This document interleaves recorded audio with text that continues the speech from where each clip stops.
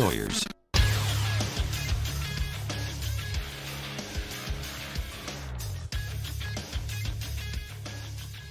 Good morning. It's 7 a.m. on Wednesday, December the 23rd. Today in Baton Rouge, expect afternoon showers with a high of 70.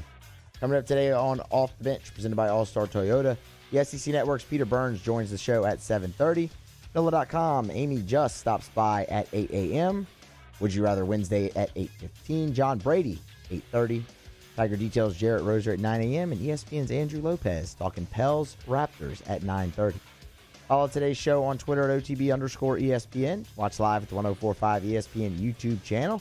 Interact with the show inside the Bayou 4 chat. Get subscribed to the Off the Bench and the Off the Bench Overtime YouTube channels. Set your notifications. New content is posted there daily. Hour number 1 of Off the Bench starts right now.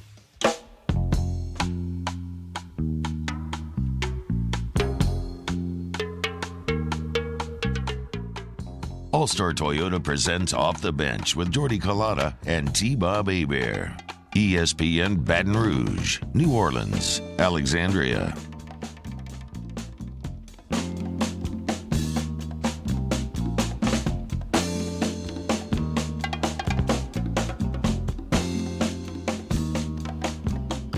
Good Wednesday morning, Off the Bench, back in the seat, in the saddle, if you will, for another day. It's Troy LaBeouf sitting in for Jordy and T-Bob today, along with Matt Musso and Danny Cardenas on the video side. Happy to have Danny in the booth. We had Joseph yesterday, and Danny, as always, will do a fantastic job.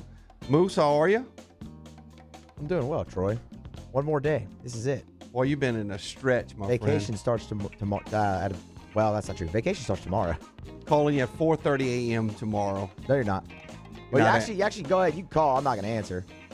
The Moose is going to get a much-needed rest. Got a great show for you today, folks.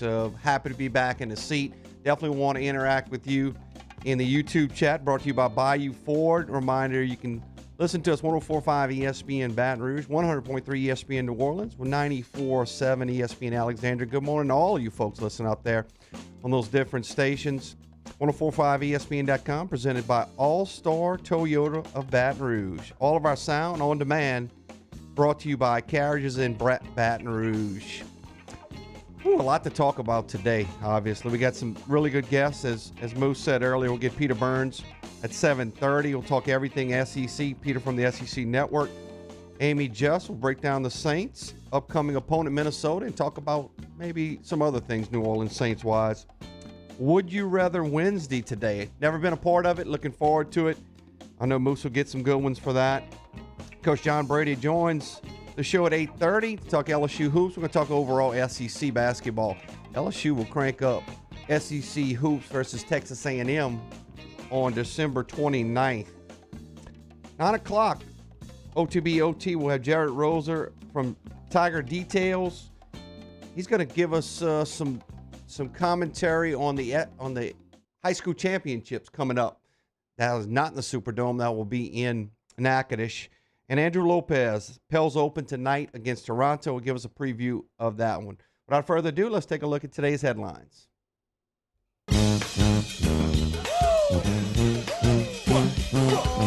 OTB headlines are brought to you by Barbecue Guys. They are your one-stop shop for everything outdoor kitchens and living. Barbecue Guys, helping America host better barbecues since 1998.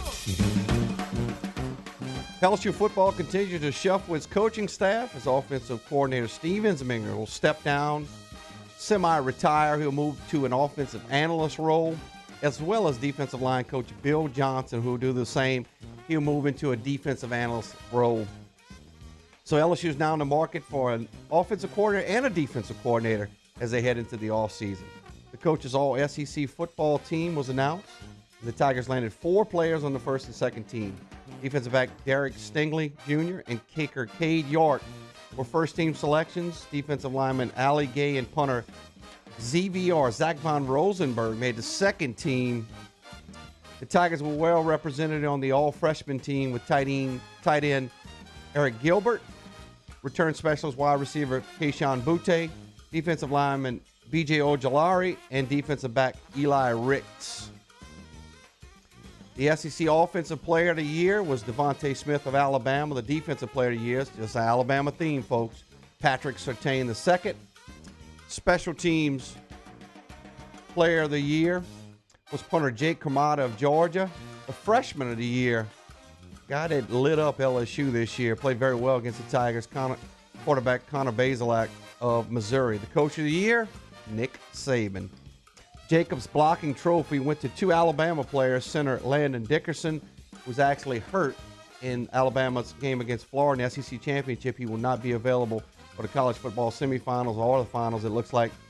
And I'm assuming they make it. And tackle Alex Leatherwood, the future first-round pick coming up. They were the Jacobs blocking trophy participants for Alabama. Auburn, they got their coach, Moose. They finally got their coach. No, not anybody we've been talking about the last few days. Brian Harsin. What you think, Moose? Boise State. Probably a pretty solid hire.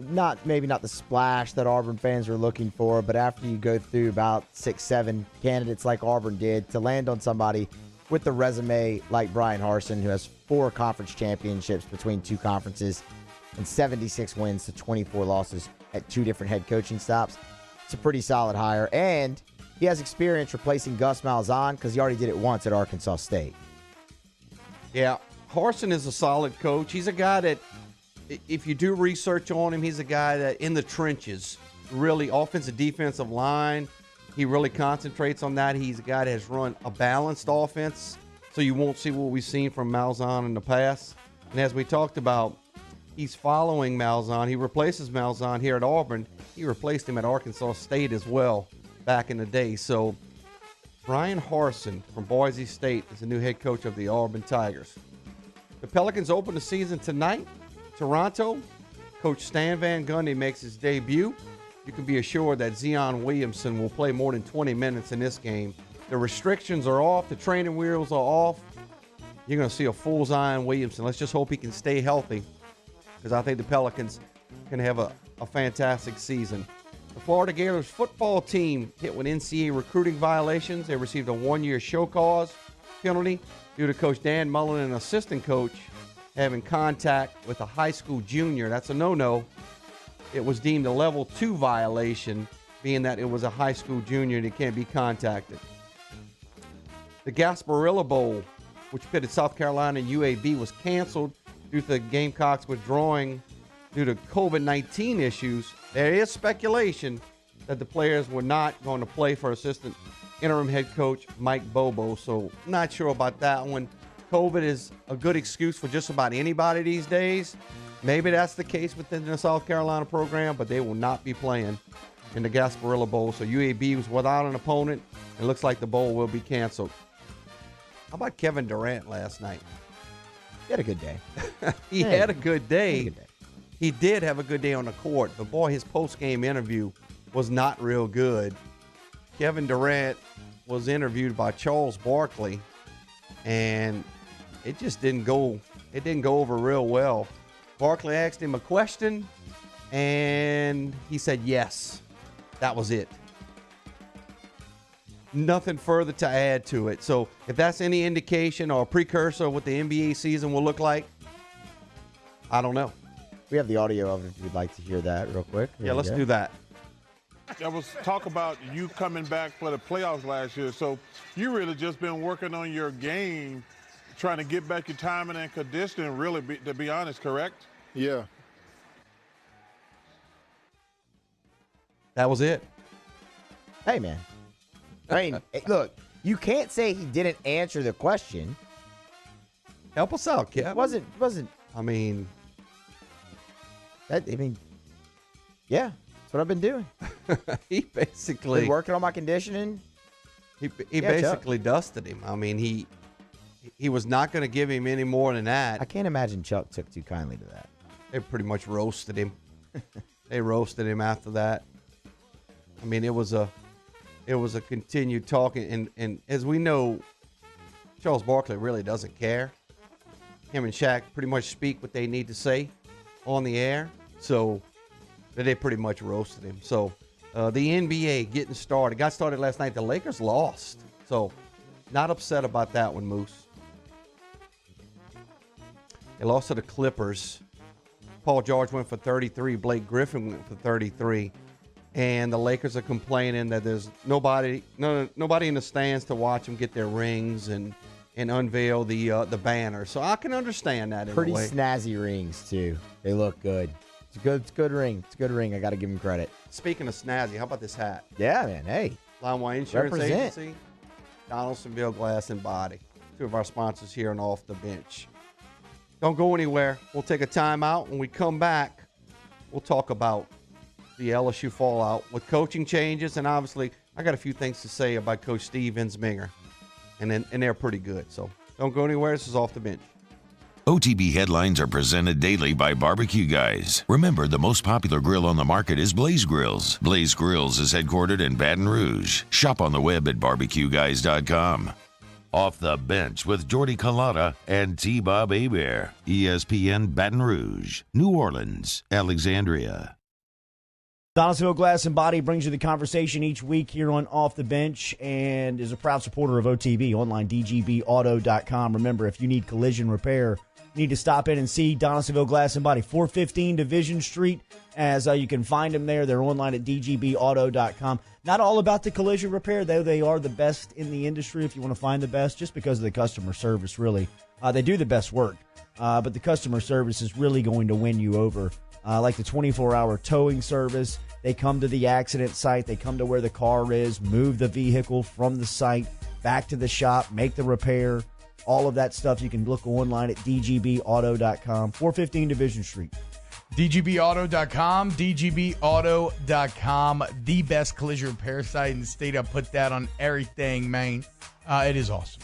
And like Jordy said, the tow from the accident site back to your home is completely free, and you get to hang out with Nick Frederick. What could be better? Go to DonaldsonGlassandBody.com, DonaldsonGlassandBody.com. In times of need, get a full list of phone numbers, websites, and other important emergency information on the Demco Stormwatch page at 1045ESPN.com.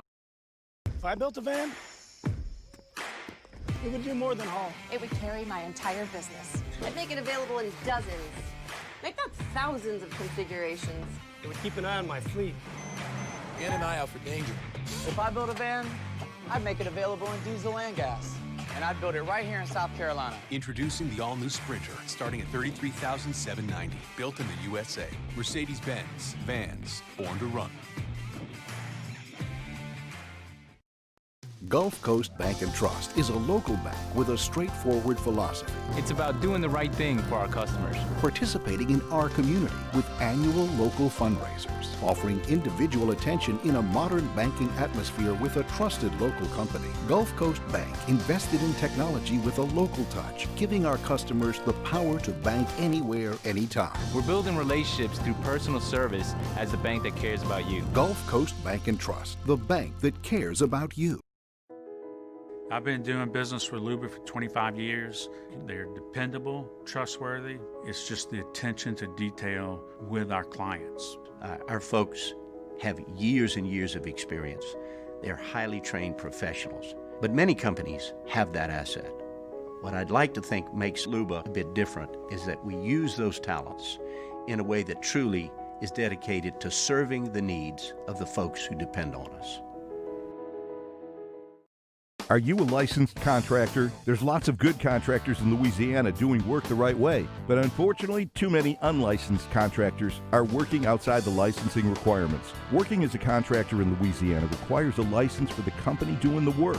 The Louisiana State Licensing Board for Contractors wants to help you get licensed to allow you to conduct work legally. It's not difficult to get the license. We can help you. Go to lacontractor.org for more information. Licensed contractors, it's the law. Gulf Coast Office Products is a nationally recognized Savin office equipment dealer based right here in Louisiana. Over 100 employees strong, Gulf Coast has the boots on the ground to support all vertical markets, from education, engineering, legal, and finance. With the latest in office technology, from desktop to production segment units, Gulf Coast and Savin have the perfect fit for you. Call 225-756-2644. That's 756-2644 for Gulf Coast Office Products. At All-Star Toyota, you get it all. If you're in the market for an all-new Toyota vehicle, come see our friendly and knowledgeable sales team at All-Star Toyota. Located in Baton Rouge at the corner of Airline and Goodwood, We've been serving our community since 2005 by offering a large selection of new Toyota cars, trucks, and SUVs. Get behind the wheel of your dream car and take a test drive at All Star Toyota today. On the next edition of Hanging with Hester and Hanny, Ronnie Rance, Joel Davis, and the boys of Sports Shorts Radio fill in for Charles and Jacob. It's a Wednesday edition of Hanging with Hester and Hanny from noon to 3 on 104.5 ESPN Baton Rouge.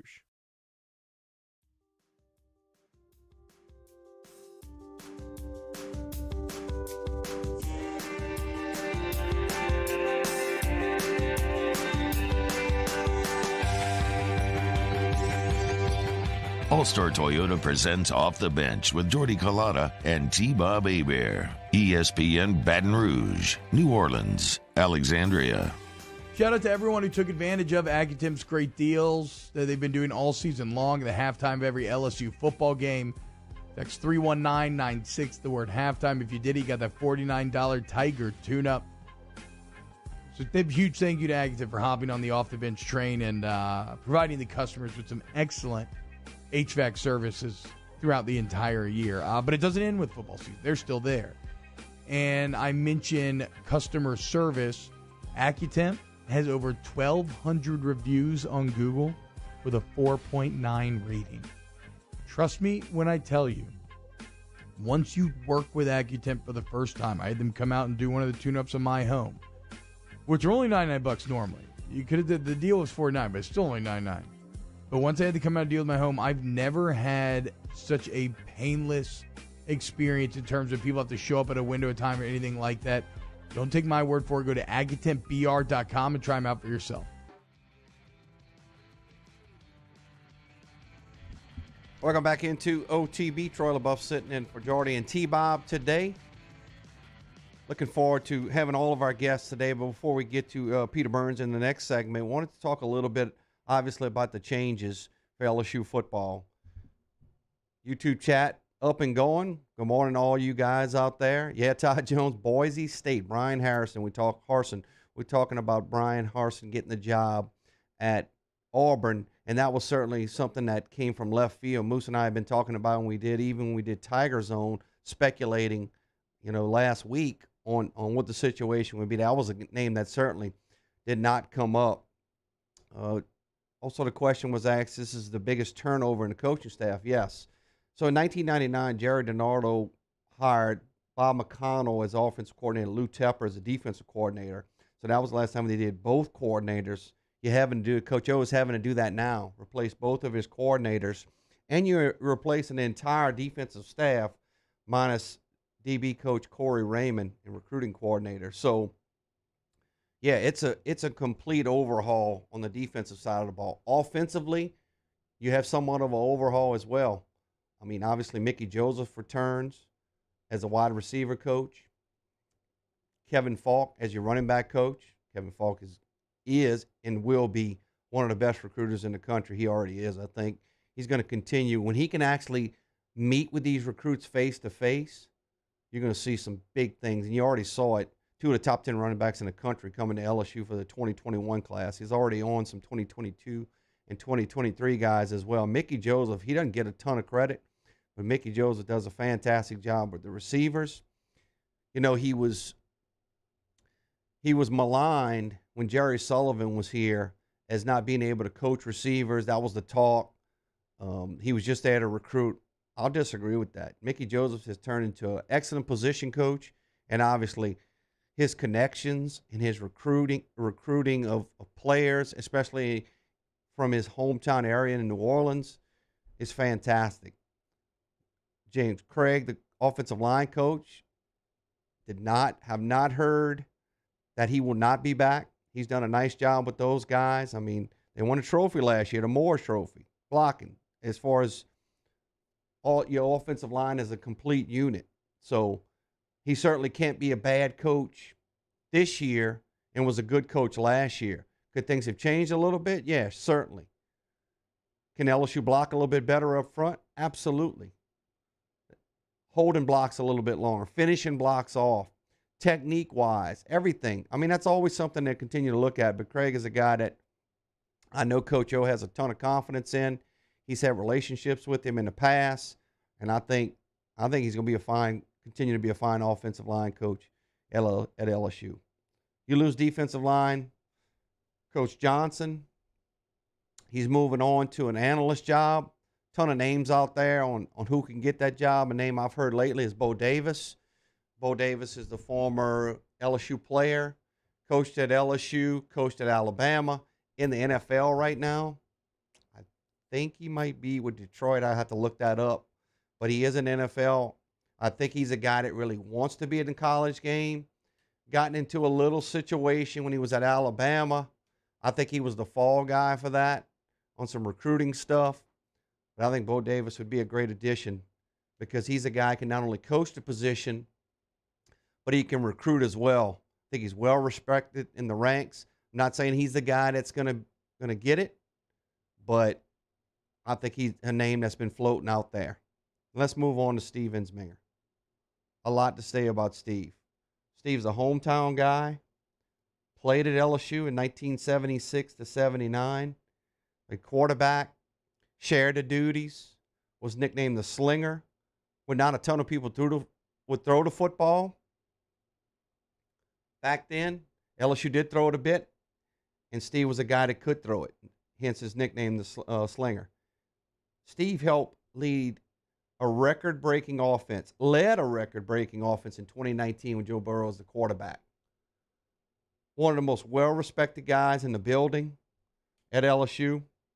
He's known for his endless hours during the season and even in the off season, never leaving the building, sleeping in his office. He completely bleeds purple and gold. He's 62 years old. He's accomplished so much in his career as a player and a coach at LSU. He should be praised. He should be applauded. Because Steve Ensminger is what LSU football is about. He will forever be beloved in LSU folklore. It will be tough to replace him. There's some guys, some names out there. George Munoz on the Baylor staff is not there as the passing game coordinator anymore for Dave Aranda. He has been let go along with their offensive coordinator. So they didn't have a great offense. Does that mean George Munoz is not a great coach? No. I think when he was here, who was sitting in the front row at the Heisman ceremony in New York? George Munoz. He's a guy that was spoke about by Joe Burrow on numerous occasions, and he was an analyst when he was here. He was not a guy that was supposed to be an on-field coach at practice. Obviously, he and Joey Burrow spent a lot of time together looking at film, breaking down defenses. Could he be a guy that comes back to LSU in a passing game coordinator situation or as an offensive coordinator? Russ Callaway's being talked about. You know, he's already on staff as an analyst. He can run the spread. He understands the spread. He understands the spread principles. He can coach quarterbacks. He could probably coach receivers. He could probably coach running backs. Not sure about offensive line, but he understands offense. So those are some names close to us, but that's not to say Coach O is not going to go out the box on this hire because it has to be a good hire. You know, he's had a couple of mishaps, but he's also had some really good hires as well. So I applaud Coach O for that. Coach O wants to put the guys in position, surround himself with guys that are reliable, somebody that they can be respected, and somebody he can trust. And going back to Steve Ensminger, that was a guy that he could trust. And that's somebody that's real respected. You can bet that Steve Ensminger's handprint will still be on this LSU football program. As an analyst, he'll be doing some behind-the-scenes work. You'll see him involved, and he should be involved. I understand Joe Brady was a big part of that offense last year. Moved on to the NFL with the Carolina Panthers. I understand he made some third down calls. I understand that. But when it came to making the decisions on what plays were going to be run and what the game plan was going to look like, Steve Ensminger.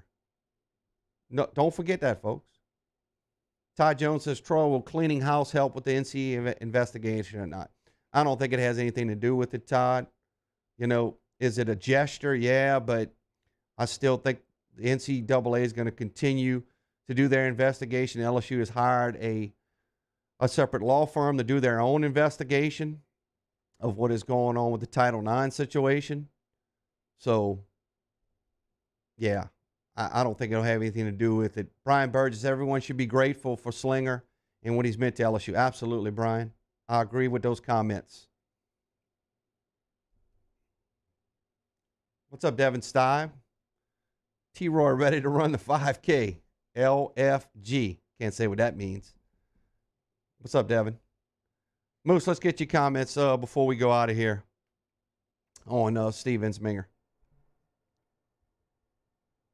Really just going to echo basically what you said. I mean, a guy, and I said it yesterday on AFR, and then again just on Eagle 98.1 doing the sports update there with Condon and Nana. Steve never wanted any credit for anything that he accomplished at LSU, and people always tried to give it to him, even though he wouldn't accept it. He would always defer it, down to the rest of the assistants on the staff or to the players or to Coach O. But the fact is, Steve Ensminger deserves a lot of credit, and he had a tremendous amount of success under Coach O, both in the interim OC role in 2016 and as the permanent offensive coordinator from 2018 to 2020, where they set records in multiple seasons. 2016, the first game out, they went out and broke the LSU single-game yardage record together.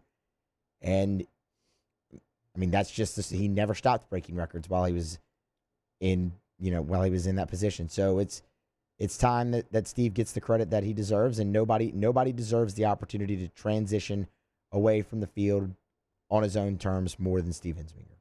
Well said.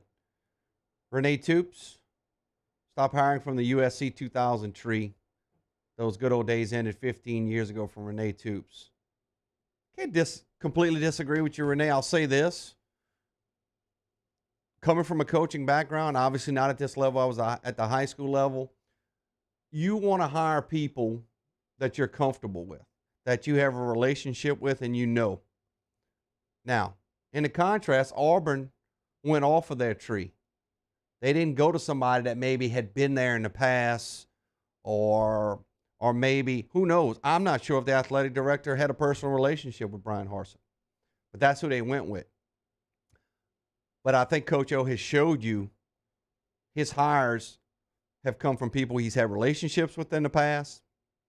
Now, obviously, Kevin Falk was a guy that he had no relationship with him, other than both of those guys are from Louisiana. Pretty good hire there. The offensive line coach, James Craig, was a guy he had a relationship with for sure. So I agree with you in a way, but as a coach, you want to bring in guys that you're comfortable with. So I wanted to talk about Steve. And no, I don't want to, no shade to Coach Johnson, defensive line coach. Don't know him as well. Can't say I know Coach Ensminger is like, I don't hang out with him, but I know who he is. He's got relatives in my hometown of Donaldsonville, so I just wanted to make those comments on Coach Ensminger because I believe he should be applauded. So let's take a timeout. When we come back, we'll have Peter Burns of the SEC Network on, talk everything SEC. This is Off the Bench. Off the Bench with Kalana and T-Bob. Daily here, we're brought to you by All-Star Toyota. Remember, All-Star Toyota is online at allstartoyota of BatonRouge.com. You can find the great inventory over there as All-Star Toyota brings you a great selection of SUVs, sedans, trucks. If you want to get into a hybrid model this morning, you can. If you want to lease a model like T-Bob is, very easy to do. Go see Aaron Piku and his sales team over at All-Star Toyota on the corner of Goodwood and Airline, All-Star Toyota of BatonRouge.com. Yeah, remember, just a few days left here in November's Toyotathon. 2020 Camry, 0% APR financing for 72 months. They got you. A 2021 Toyota Venza gets 40 miles to the gallon, just $750 customer cash back. They got you. 2020 Highlander for 0% APR financing for 60 months. RAV4. You want a Tacoma with $1,000 customer cash? How about a 2021 Tundra? 0% APR financing again for 60 months. So what are you waiting for? Toyotathon is on. All-Star Toyota of BatonRouge.com. Off the Bench, Hanging with Hester and Hanny, After Further Review, and more are all live daily on the 104.5 ESPN Baton Rouge YouTube channel. Subscribe now to interact with us inside the live chat driven by Bayou Ford. At All-Star Toyota, you get it all. If you're in the market for an all-new Toyota vehicle, come see our friendly and knowledgeable sales team at All-Star Toyota. Located in Baton Rouge at the corner of Airline and Goodwood, we've been serving our community since 2005 by offering a large selection of new Toyota cars, trucks, and SUVs. Get behind the wheel of your dream car and take a test drive at All-Star Toyota today. Toyotathon is happening right now at Corval Toyota in Opelousas. Get into a 20 Camry for $297 a month. Come on down to Happy Town for Toyotathon. That's Corval Toyota in Opelousas, Happy Town, USA.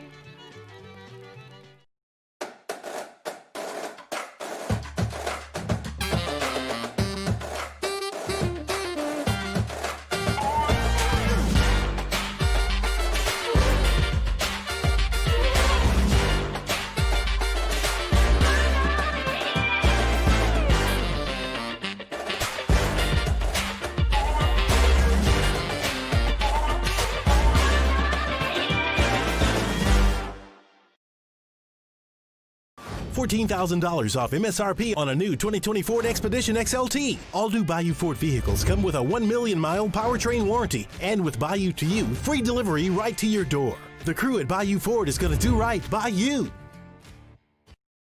Gulf Coast Bank and Trust is a local bank with a straightforward philosophy. It's about doing the right thing for our customers. Participating in our community with annual local fundraisers. Offering individual attention in a modern banking atmosphere with a trusted local company. Gulf Coast Bank invested in technology with a local touch, giving our customers the power to bank anywhere, anytime. We're building relationships through personal service as the bank that cares about you. Gulf Coast Bank and Trust, the bank that cares about you.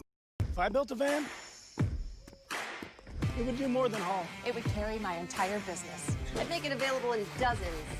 Make that thousands of configurations. It would keep an eye on my fleet. And an eye out for danger. If I built a van, I'd make it available in diesel and gas.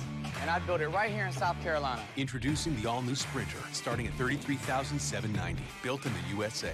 Mercedes-Benz. Vans. Born to run.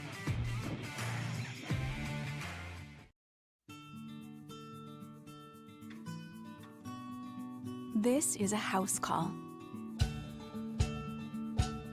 This is a follow-up appointment. This is a diabetes checkup.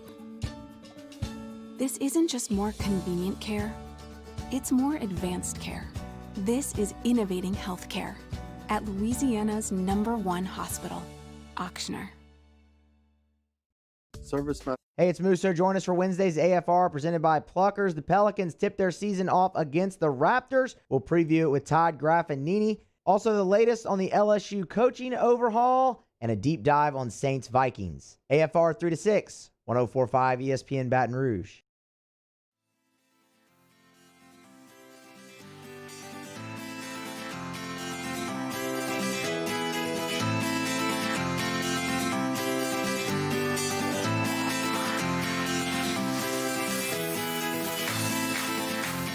All-Star Toyota presents Off the Bench with Jordy Collada and T-Bob Hebert. ESPN Baton Rouge, New Orleans, Alexandria. Welcome back into Off the Bench on 104.5 ESPN Baton Rouge, 100.3 ESPN New Orleans, and 94.7 ESPN Alexandria. ESPN.com, presented by All-Star Toyota of Baton Rouge. You can listen to all of our sound on demand, brought to you by Carriages in Baton Rouge. And make sure you continue to chat with us in the YouTube chat, brought to you by Bayou Ford. Let's go to the phone lines and bring in the man himself, Peter Burns of the SEC Network at Peter Burns ESPN. PB, what's up, my man? Man, anytime I can be on in my hometown of Baton Rouge, it's a good damn way to start the morning. I'm doing good, man, doing good. In fact, this is the first year, I think, ever in my life that I actually got all of my Christmas shopping done on time, and I'm not like frantically like waiting for the UPS delivery guy. So I'm actually pretty happy about how this holidays are going. So you actually go out and shop, or you do this online, or how does this work? No. So the worst story ever is my wife, who, by the way, always hates me because she's a diehard Alabama fan. So I know that. That's we'll got to be start tough. there, right?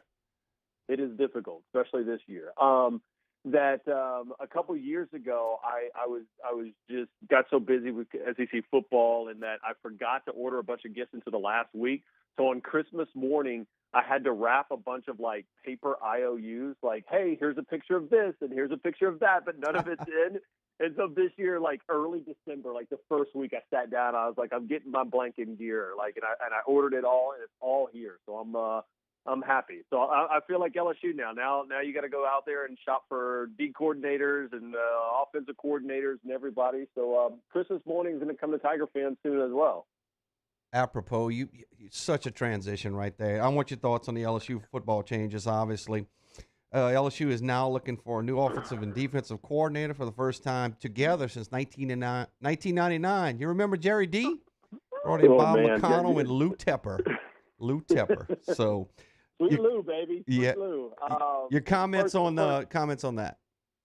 Yeah, I mean, first, let's just give a tip of the cap to Steve Ensminger, man, in the career that he had at LSU and what he's done. And I think to a T, every single LSU fan should be appreciative of what he was able to bring to this program, not only as a player, but then as a coach and a leader. And I go back, and even last year, everybody wanted to say, oh, it's Joe Brady, this. And Joe Brady was a fantastic addition, but it was also Steve Ensminger that made that LSU offense be one of the most electric in college football history. So tip of the cap there. I think it's understanding that, listen, this is not the group that he has to get younger. And I think that he has to have a little bit of a different edge with it. And for whatever reason, kind of like Matt Canada, back in the day with the LSU Tigers, wasn't necessarily the right fit. Bo Pelini, and that just wasn't the greatest fit as well. So I think it's an opportunity for O to look at and go, what am I missing right now as myself as a coach, and what can I provide to this locker room and scheme? And I think it'll help, hopefully, that we actually have a full spring practice. That's something that, all these guys did not get an opportunity, including Pelini, with because of COVID-19. Yeah, great comments. I mean, I spent a whole segment before you came on Coach Ensminger. I mean, what he's done, a local guy, and it's no shade to the other coaches that are moving on or maybe moving into different roles, but what Coach Ensminger has meant to this LSU program has been unbelievable. He led it last year, just like you said. Let's move on a little bit to Auburn football. Brian Harsin, the new head football coach, comes from Boise, has a great record, has won conference championships. 9 days ago, I don't know if anybody could have pegged Brian Harsin as the coach of Auburn. And I said yesterday on Twitter, I was just like, I mean, we need to calm down about this Auburn search, right? Like, everybody's starting to compare it to the Tennessee coaching search. I'm like, dude, nothing ever will be as crazy as that Tennessee coaching search in 2017. Like, that was like the Michael Jordan, the Mona Lisa of bad coaching searches. And really, this was just, this 9 days in 2020, and when social media feels forever. But this is how a coaching search should go, that you interview a bunch of people. I'm not sure how many people they offered the job. And ultimately, you find a guy that I think everybody looks around and go, I can't believe they hired Brian Harsin. And then they start doing the research. They're like, well, actually, this kind of looks pretty good. So I don't hate it. And I think he's a guy that has shown some success up at Boise. The question is does that show a ton of success here in the SEC? I mean, he kind of has, the 1 year at Arkansas State, so he knows a little bit about this footprint, but this is a beast. And it's not just this conference, it ends up being this division that he's in. So intriguing to me. And again, I at the same point, though, I wasn't really impressed with Eli Drinkwitz when he went to Missouri and got hired, and I found out that I love that guy. Like, he turned out to be a great hire for the Missouri Tigers. So we'll know here in about a year from now. We'll actually know if that Harsin hire was pretty solid. But overall, I think it's a pretty good one. Visiting with Peter Burns of the SEC Network at Peter Burns ESPN. Next topic, Alabama, obviously college football playoffs #1 seed. No surprise there. I think the biggest question is the number 4 seed. Who was going to get the number 4 seed? He went to Notre Dame, but Texas A&M from the SEC was certainly in the mix. Your thoughts right there? Yeah, I mean, listen, A&M should have been in, and it's not over Notre Dame. A&M should have been in instead of Ohio State with the fraudulent 6-game schedule that the Big Ten let them have this year in the college football playoff, basically rewarding them. I mean, you got to think about this. At one point, the Big Ten went to every single other conference commissioner and says, hey, we're going to shut this down. We want you guys to shut it down too. Let's all shut this thing down together. And Greg Sankey was like, nope, that ain't going to happen. ACC did the same thing. Big 12 did the same thing. And yet here it is, the Big Ten, despite their just horrifically bad leadership, ended up getting rewarded, right? I mean, think about how hard it is for all of these teams in this conference to play 8, 9, 10 games. I mean, how about Florida? Florida's playing, their 8th week in a row. They were banged up in the LSU game, and upsets happened. And Ohio State has choked it before. Go back to Iowa, go back to Purdue in 2017, 2018, and yet they got in. That was just an absolute debacle right there. So, again, I will say this, though. As good as Alabama's playing this year, it probably was a good thing that Alabama or that A&M got snubbed, because now they can go back and say, well, what would have been, and maybe Jimbo uses it to get some of his upperclassmen to come back one more year like Saban does in Tuscaloosa. Because it doesn't matter. Bama was going to throttle either Notre Dame or Texas A&M either way. Real quick, you think Kellen Mond would consider coming back? I don't think so, because I can't remember the kid's name. I was on with the Aggie guys a couple of days ago, and they were telling me about this up-and-coming freshman that they really like. That I think he understands that he may not get an opportunity to even start next year. But, I mean, nothing, if he goes out there and they think, hey, he's not going to get a draft grade that's worth something, would you come back? Possibly, but I still think it's a long shot. Got about a minute left, Peter. Last comment. Obviously, you kind of alluded to it earlier when you mentioned Commissioner Sankey and y'all leader. SEC played 69 of a possible 71 games. I mean, what a leadership. And obviously, it all goes to the participating schools. So you comment on that. Yeah, I mean, and that's why, again, I've always been kind of a 4-team playoff guy, and now I've expanded it. Just because now I understand how hard every single one of these teams have worked, especially in the COVID-19 situations, and how much they've sacrificed for it.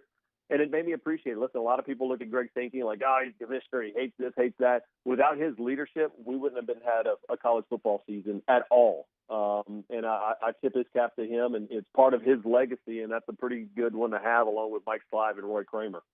Well, you got Bama playing in the Natty. Yeah, and honestly, I think Clemson's a damn good team. I mean, I don't think this is a shoe-in for Alabama to just go out there and win it all. Like, I think now that Trevor Lawrence is 100% and this team gets together and they can run the ball, they have some matchup issues that Alabama will have to deal with, and it'll be a hell of a game. Peter, I appreciate your time, man. I'm glad you got your Christmas gifts done. Merry Christmas to you and the family. And I know your children, it's got to be a situation. Who do they root for, LSU, Alabama? That's got to be something y'all fight about every day. I already lost the LSU-Alabama bet, so I got to take a picture in Bama Christmas pajamas later, so I'm not a happy camper. So hopefully 2021 goes better. Tag us on that. No, absolutely not. Oh, we'll find it. We'll find it. All right, man. Thanks, Peter. Merry Christmas, guys. All right, thanks. Peter Burns of the SEC Network. Jordy and T-Bob, they have something to say about one of our sponsors, Go Roof.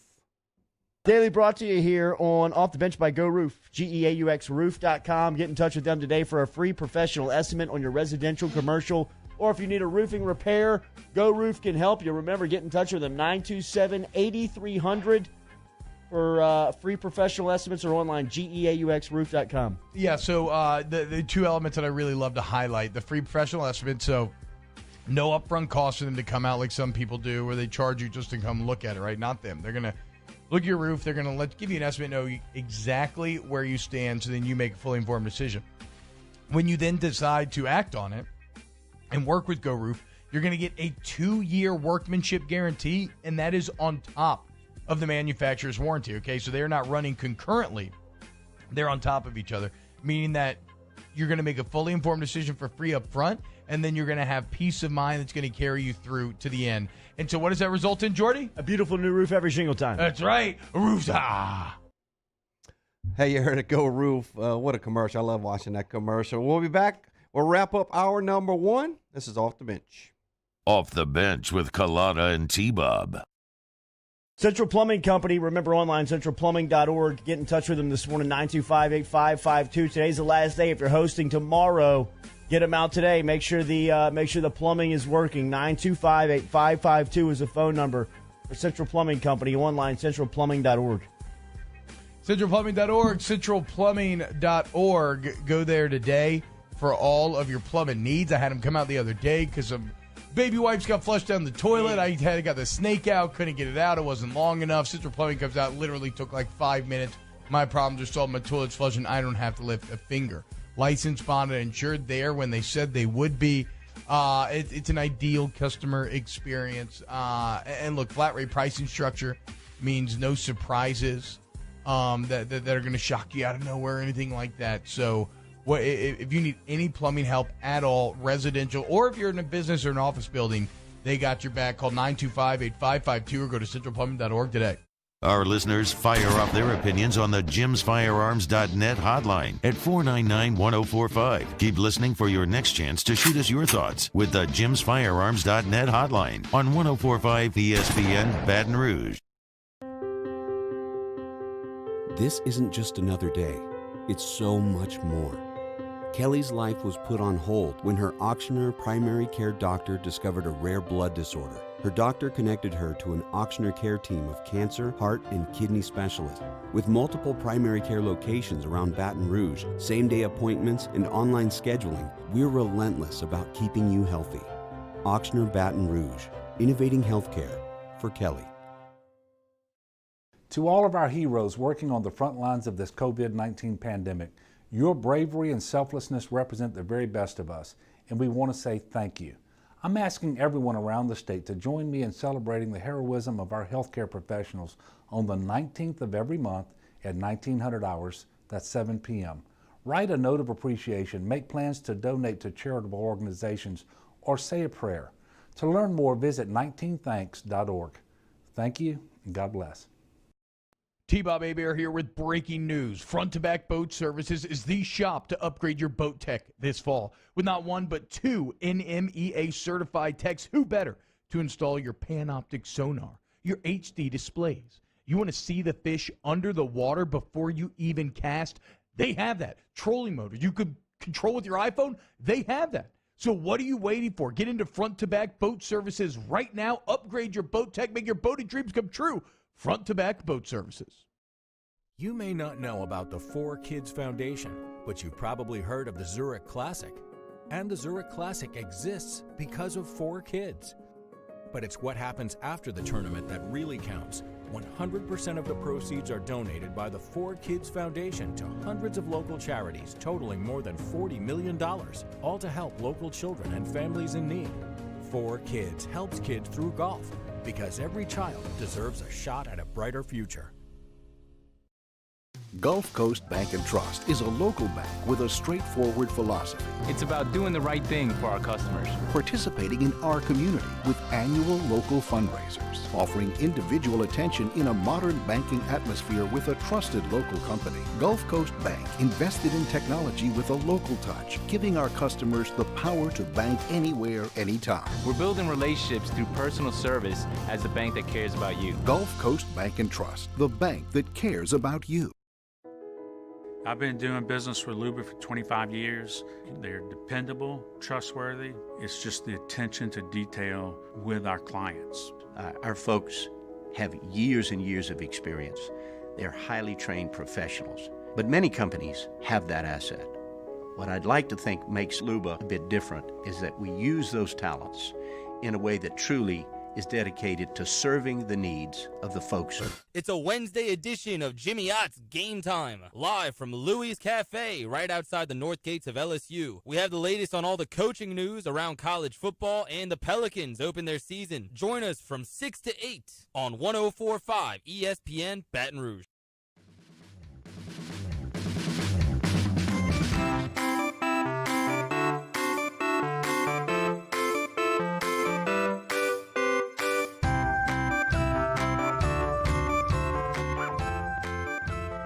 All-Star Toyota presents Off the Bench with Jordy Collada and T-Bob Hebert. ESPN Baton Rouge, New Orleans, Alexandria. Final segment here and Off the Bench in our first hour. Keep those would you rather questions coming to us. Got some good ones coming in there. Moose and I will do that at 8:15. Appreciate our guests here in the first hour. Peter Burns from the SEC Network. Yeah, Peter is from the Port Allen area. I had a question in the YouTube chat earlier, brought to you by Bayou Ford. He's from the Port Allen area.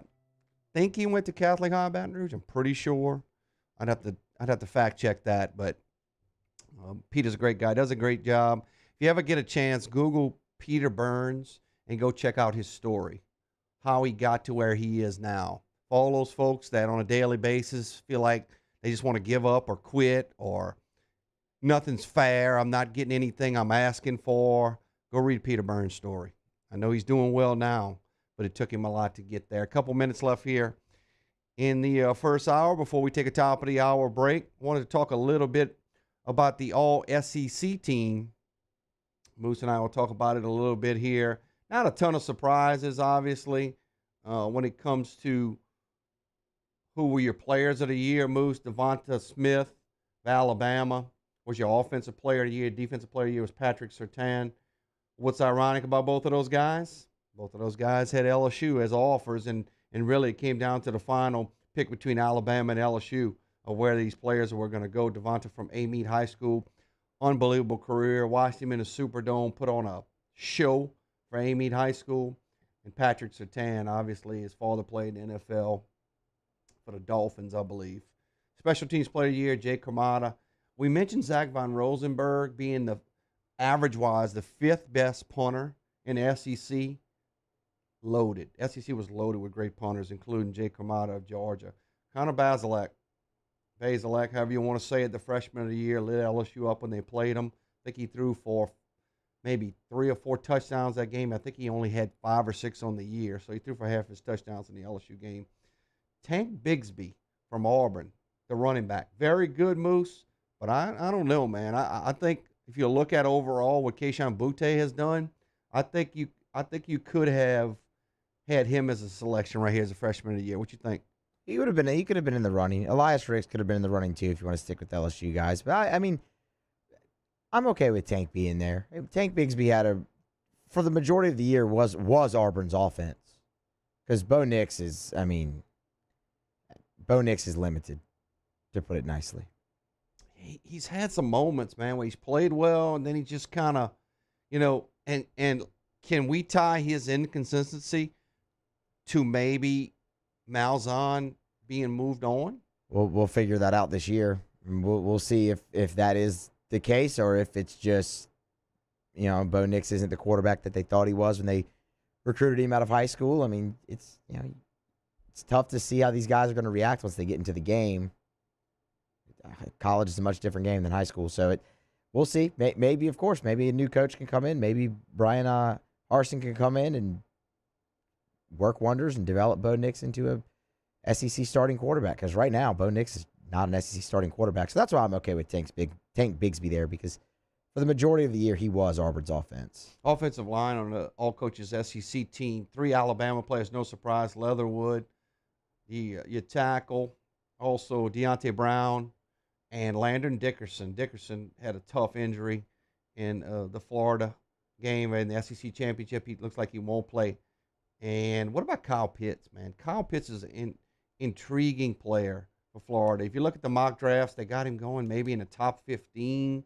More of a hybrid type tight end. This is what the Tigers envision with Eric Gilbert, if he comes back to LSU, him being maybe a Kyle Pitts type of guy. What do you think about Kyle Pitts? And obviously didn't play in the LSU game. I think Kyle Pitts would look great in black and gold, quite honestly.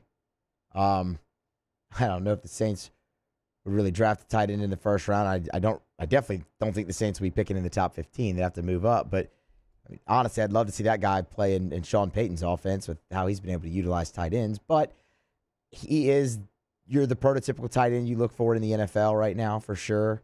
I know Mike D has compared him to O.J. Howard a lot.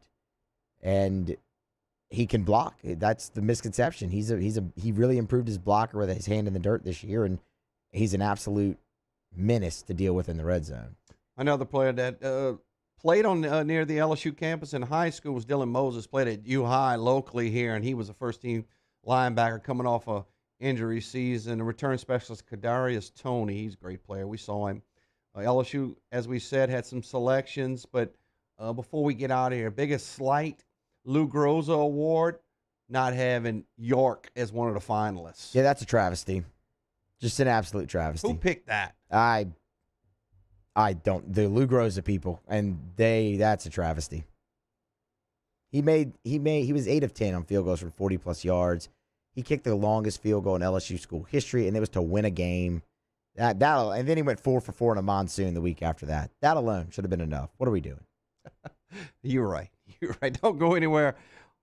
Top of the hour, we'll have Amy Just from NOLA.com. She's going to break the Saints down. She'll talk about those Pro Bowl snubs for the Saints, and I got my thoughts on it as well. Don't go anywhere. It's Troy LaBeouf filling in for Jordy and T-Bob on Off the Bench. Off the Bench with Kalana and T-Bob. Ochsner Sports Medicine, remember, with 3 locations in our listening area on North Shore, in the North Shore, in Covington, in New Orleans on Clearview Parkway, in Baton Rouge, over here at the Grove. You can get all of the professional attention that you may be looking for if you're a weekend warrior, if you're an elite athlete, a high school athlete, a young athlete, an ancient athlete, anybody who is active that wants to stay active, but you're just nicked up right now and can't get back on the streets or get back on your feet.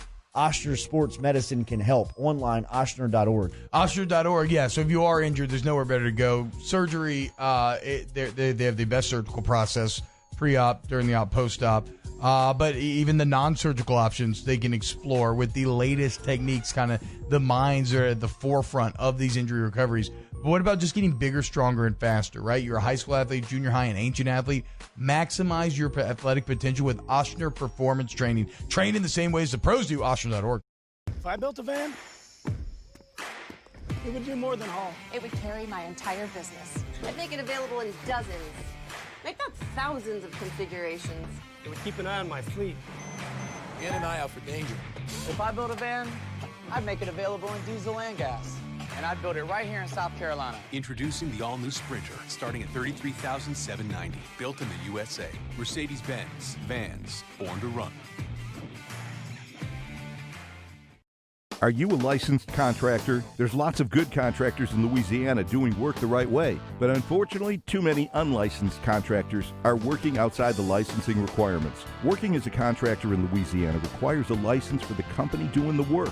The Louisiana State Licensing Board for Contractors wants to help you get licensed to allow you to conduct work legally. It's not difficult to get the license. We can help you. Go to lacontractor.org for more information.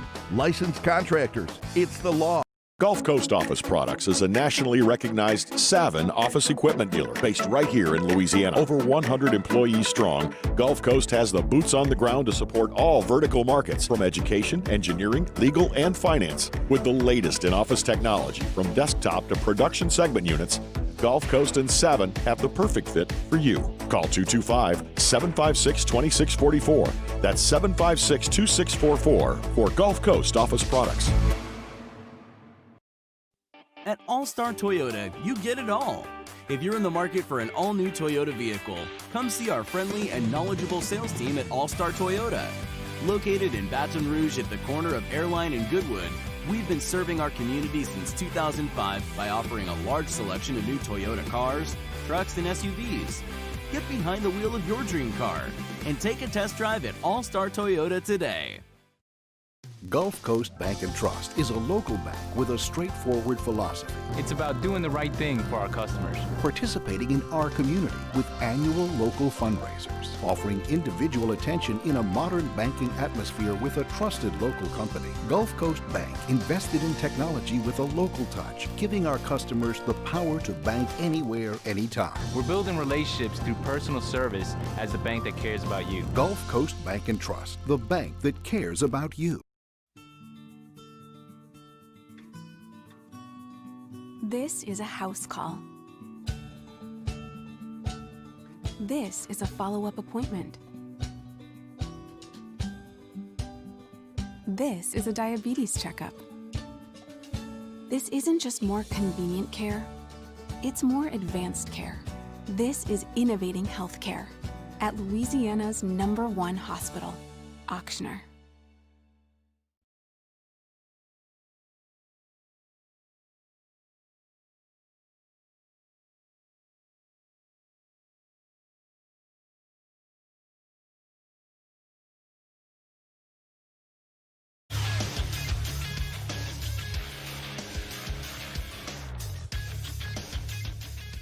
Good morning. It's 8 a.m. on Wednesday, December the 23rd. Today in Baton Rouge, expect to see afternoon showers, a high of 70.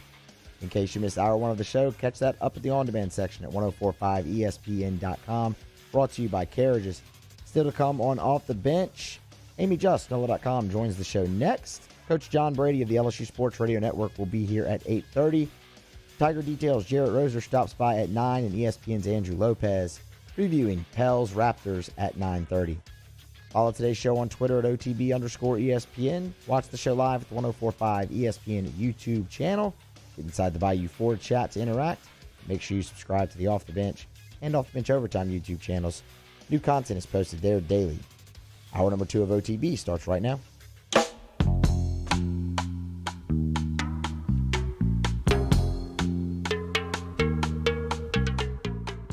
All-Star Toyota presents Off the Bench with Jordy Collada and T-Bob Hebert.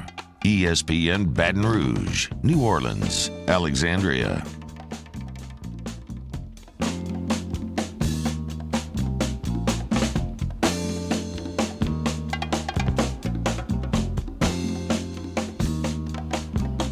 Welcome back into hour 2 of Off the Bench. Troy LaBeouf sitting in for Jordy Collada and T-Bob Hebert. They all shopping for Christmas gifts right now. Got all my Christmas shopping done. I hope you have as well. Before we go to our next guest, I want to answer a question that came in the chat by Todd Jones. Best Netflix series. I'm going to ask Amy about this. So, Amy, I know you're listening on the line. Think about your best Netflix series. My best one, I watched it back in March during the stay-at-home order, was the All-American, about a high school football team. And seasons 1 and 2, I could not take my eyes off of it. Season 3 starts on Monday, January 18th. Go watch seasons 1 and 2. You thank me later, Todd. The All-American. So, Off the Bench, 104.5 ESPN Baton Rouge, 100.3 ESPN New Orleans, 94.7 ESPN Alexandria. Welcomes to the line from NOLA.com, Miss Amy Just. Amy, good morning. Good morning. Good morning. How are you? I'm doing well. Can you give me a Netflix series before we dig into the Saints and Vikings? Oh, man. It depends on my mood. So, big Stranger Things fan, obviously. You is really good, though it's kind of dark for some people. A series of unfortunate events was really good. That's over now, though. Yeah, there's a lot of good stuff on there. Go watch the All-American. I promise you'll like it. If you haven't watched it, Okay. go watch I it. have not. Amy Just, at Amy_Just, Just. Amy, let's jump right into it before we get into Vikings Saints. Pro Bowl selections came out. The Saints were pretty good. Representation was pretty good with the normal names that we thought would be there. Although I'm going to ask you about Andres Pete, but before I do that, I got to talk about the snubs. Trey Hendrickson, who is one of the leaders in sacks in the NFL, and the man of the year, Demario Davis. Talk about those two guys not making the Pro Bowl. And Demario's never made a Pro Bowl, which baffles me. Yeah, that one's bewildering, especially last season. Last season was the best season of his career by far, and this season is up there too. And I don't know. I don't know what he has to do to make it. With Trey Hendrickson, you thought that snub might happen because he was added to the fan vote late. Because even though he started in every game, Marcus Davenport is listed as the starter on the depth chart. And that's how they did the voting this year, at least to start. Yeah, I was just a little baffled. I love Demario Davis. I love a lot of those Saints players on defense. But if you have any questions for Amy, just do ask Amy. We'll try to get as many as we can while we have Amy on. Amy, Drew Brees returned last week against Kansas City, what was billed as a preview of a possible Super Bowl. We don't want to get ahead of ourselves.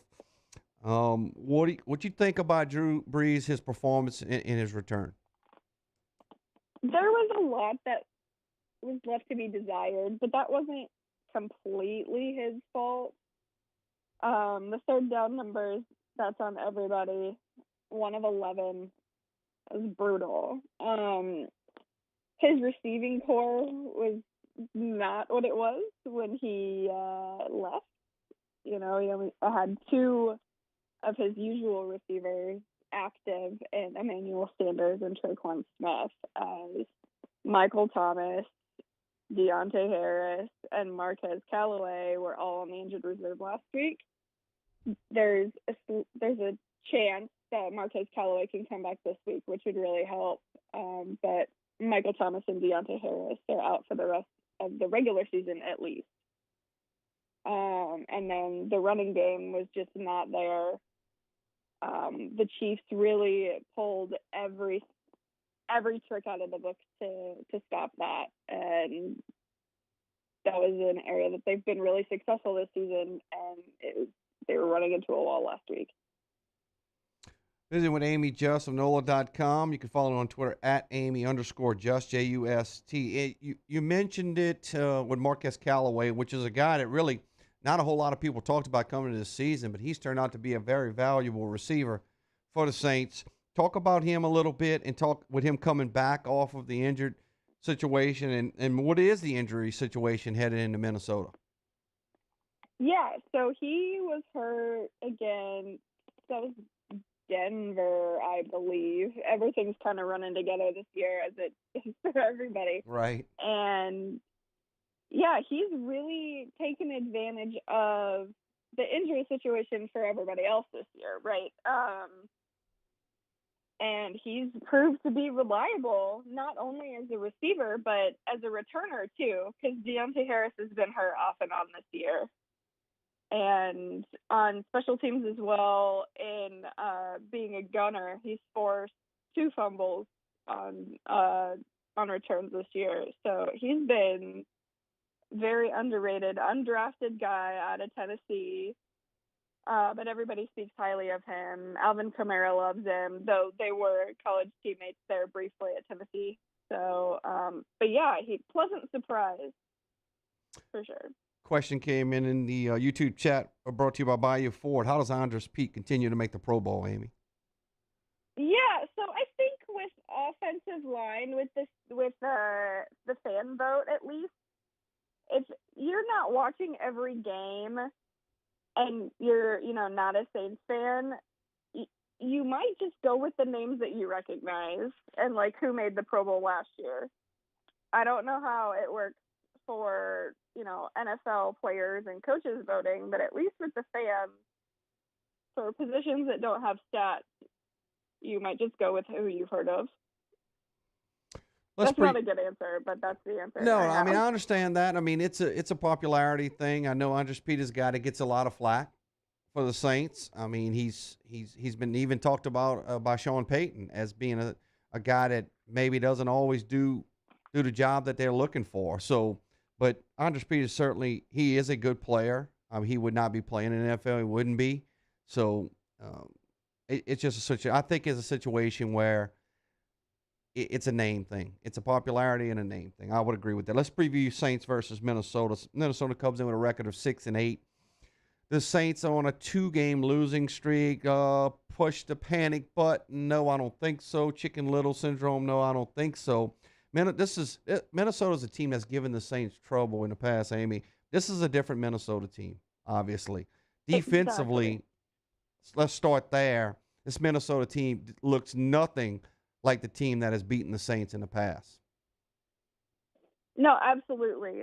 The two Minnesota players that I would keep an eye on offensively are one of them, LSU Saints fans are familiar with Justin Jefferson. He's having an amazing rookie year. One of 2 or 3 rookies that made the Pro Bowl this year. He has topped their franchise rookie record for receiving yards.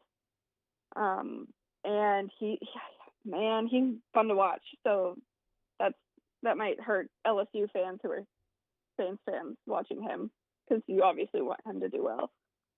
And then obviously Dalvin Cook, he's a force to be reckoned with in the run game for sure. And the Saints run defense, which has been the anchor of their defense forever, right?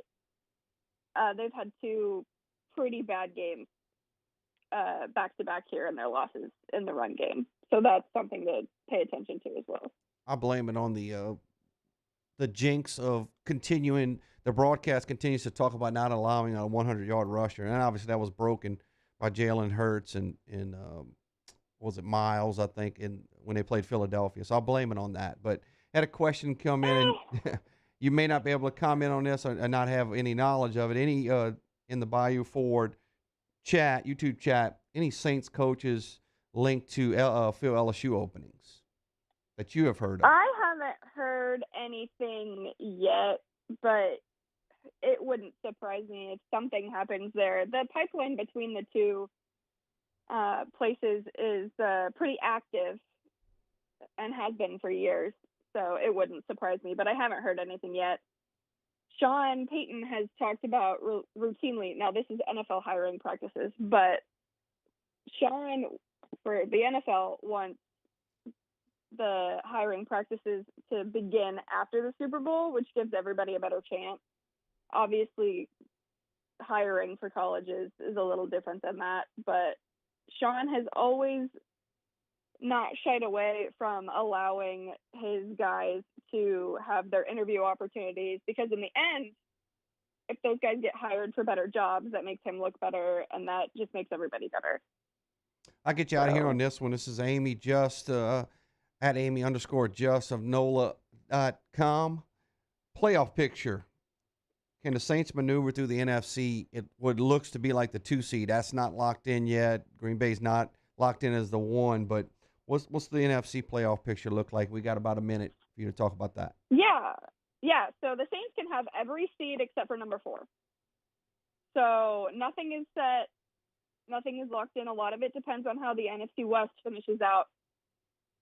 But yes, the Saints can still get the 1 seed. They'd have to win out. Seattle would have to win out.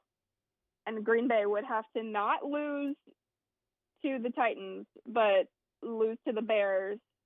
Or, I mean, obviously the Packers could lose both of their games, and that would be fine too for the Saints. But yeah.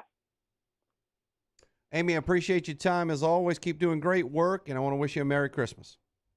Merry Christmas to you too. All right, it was Amy Just of NOLA.com. Always doing a great job bringing us all of our Saints news. We'll take a time out. When we come back, keep those questions coming. Would you rather Wednesday? It'll be my first time getting a chance to do this. I'm looking forward to it. Troy LaBeouf sitting in for Jordy and T-Bob, along with Matt Musso and Danny Cardenas. This is Off the Bench. Off the Bench with Jordy Culotta and T-Bob Hebert. ESPN Baton Rouge, New Orleans, Alexandria. Go to LandwaAgency.com today, LandwaAgency.com for what, T-Bob? For your insurance needs, okay? You need to bundle your home and auto. You're a small business owner looking for protection. You need flood insurance. It doesn't matter. Landwa does it all. And there's a couple things that I really love about Landwa. The first part is that they will customize a policy for your specific needs. Recognize that my needs are not your needs, and Muso's policy. You get the point, right? So they're gonna customize policies for your needs. They're gonna actively try to save you money without you having to push them, without you having to lift a finger, right? During a challenging 2020 year, which everybody went through, right? All of a sudden, out of nowhere, I get a call from Landwas one day. They managed to save me a few $100. I mean, if you don't get that from your insurance agent, why don't you at least have the conversation with the boys and girls over there at Landwa? It's LANOIX agency.com. Go to LandwaAgency.com and see what they can do for you. We opened up the playbook and expanded our coverage. Listen daily in high definition on 98.1 HD2. We are 104.5 ESPN Baton Rouge. If I built a van, it would do more than haul. It would carry my entire business. I'd make it available in dozens, make not thousands of configurations. It would keep an eye on my fleet. In and eye out for danger. If I built a van, I'd make it available in diesel and gas. And I'd build it right here in South Carolina. Introducing the all-new Sprinter, starting at $33,790. Built in the USA. Mercedes-Benz. Vans. Born to run. ServiceMaster Elite create clean, disinfected work environments. As a local business, we take pride in serving the New Orleans and Baton Rouge areas. Our cleaning protocols follow CDC and OSHA standards for healthcare settings, offices, senior living, restaurants, and industrial plants. Contact ServiceMaster Elite to get your operation ready for reopening with germ disinfection cleaning. ServiceMaster Elite, the trusted choice in professional cleaning since 1996. This isn't just another day. It's so much more. Kelly's life was put on hold when her auctioneer primary care doctor discovered a rare blood disorder. Her doctor connected her to an auctioneer care team of cancer, heart, and kidney specialists. With multiple primary care locations around Baton Rouge, same-day appointments, and online scheduling, we're relentless about keeping you healthy. Auctioneer Baton Rouge, innovating healthcare for Kelly. To all of our heroes working on the front lines of this COVID-19 pandemic, your bravery and selflessness represent the very best of us, and we want to say thank you. I'm asking everyone around the state to join me in celebrating the heroism of our healthcare professionals on the 19th of every month at 1900 hours, that's 7 p.m. Write a note of appreciation, make plans to donate to charitable organizations, or say a prayer. To learn more, visit 19thanks.org. Thank you, and God bless. T-Bob Hebert here with breaking news. Front to Back Boat Services is the shop to upgrade your boat tech this fall. With not one but two NMEA certified techs, who better to install your Panoptic sonar, your HD displays. You want to see the fish under the water before you even cast? They have that. Trolling motor you could control with your iPhone? They have that. So what are you waiting for? Get into Front to Back Boat Services right now. Upgrade your boat tech. Make your boating dreams come true. Front to Back Boat Services. You may not know about the 4Kids Foundation, but you've probably heard of the Zurich Classic. And the Zurich Classic exists because of 4 kids. But it's what happens after the tournament that really counts. 100% of the proceeds are donated by the 4Kids Foundation to hundreds of local charities, totaling more than $40 million, all to help local children and families in need. 4Kids helps kids through golf, because every child deserves. On the next edition of Hanging with Hester and Hanny, Ronnie Rance, Joel Davis, and the boys of Sports Shorts Radio fill in for Charles and Jacob. It's a Wednesday edition of Hanging with Hester and Hanny from noon to 3 on 104.5 ESPN Baton Rouge.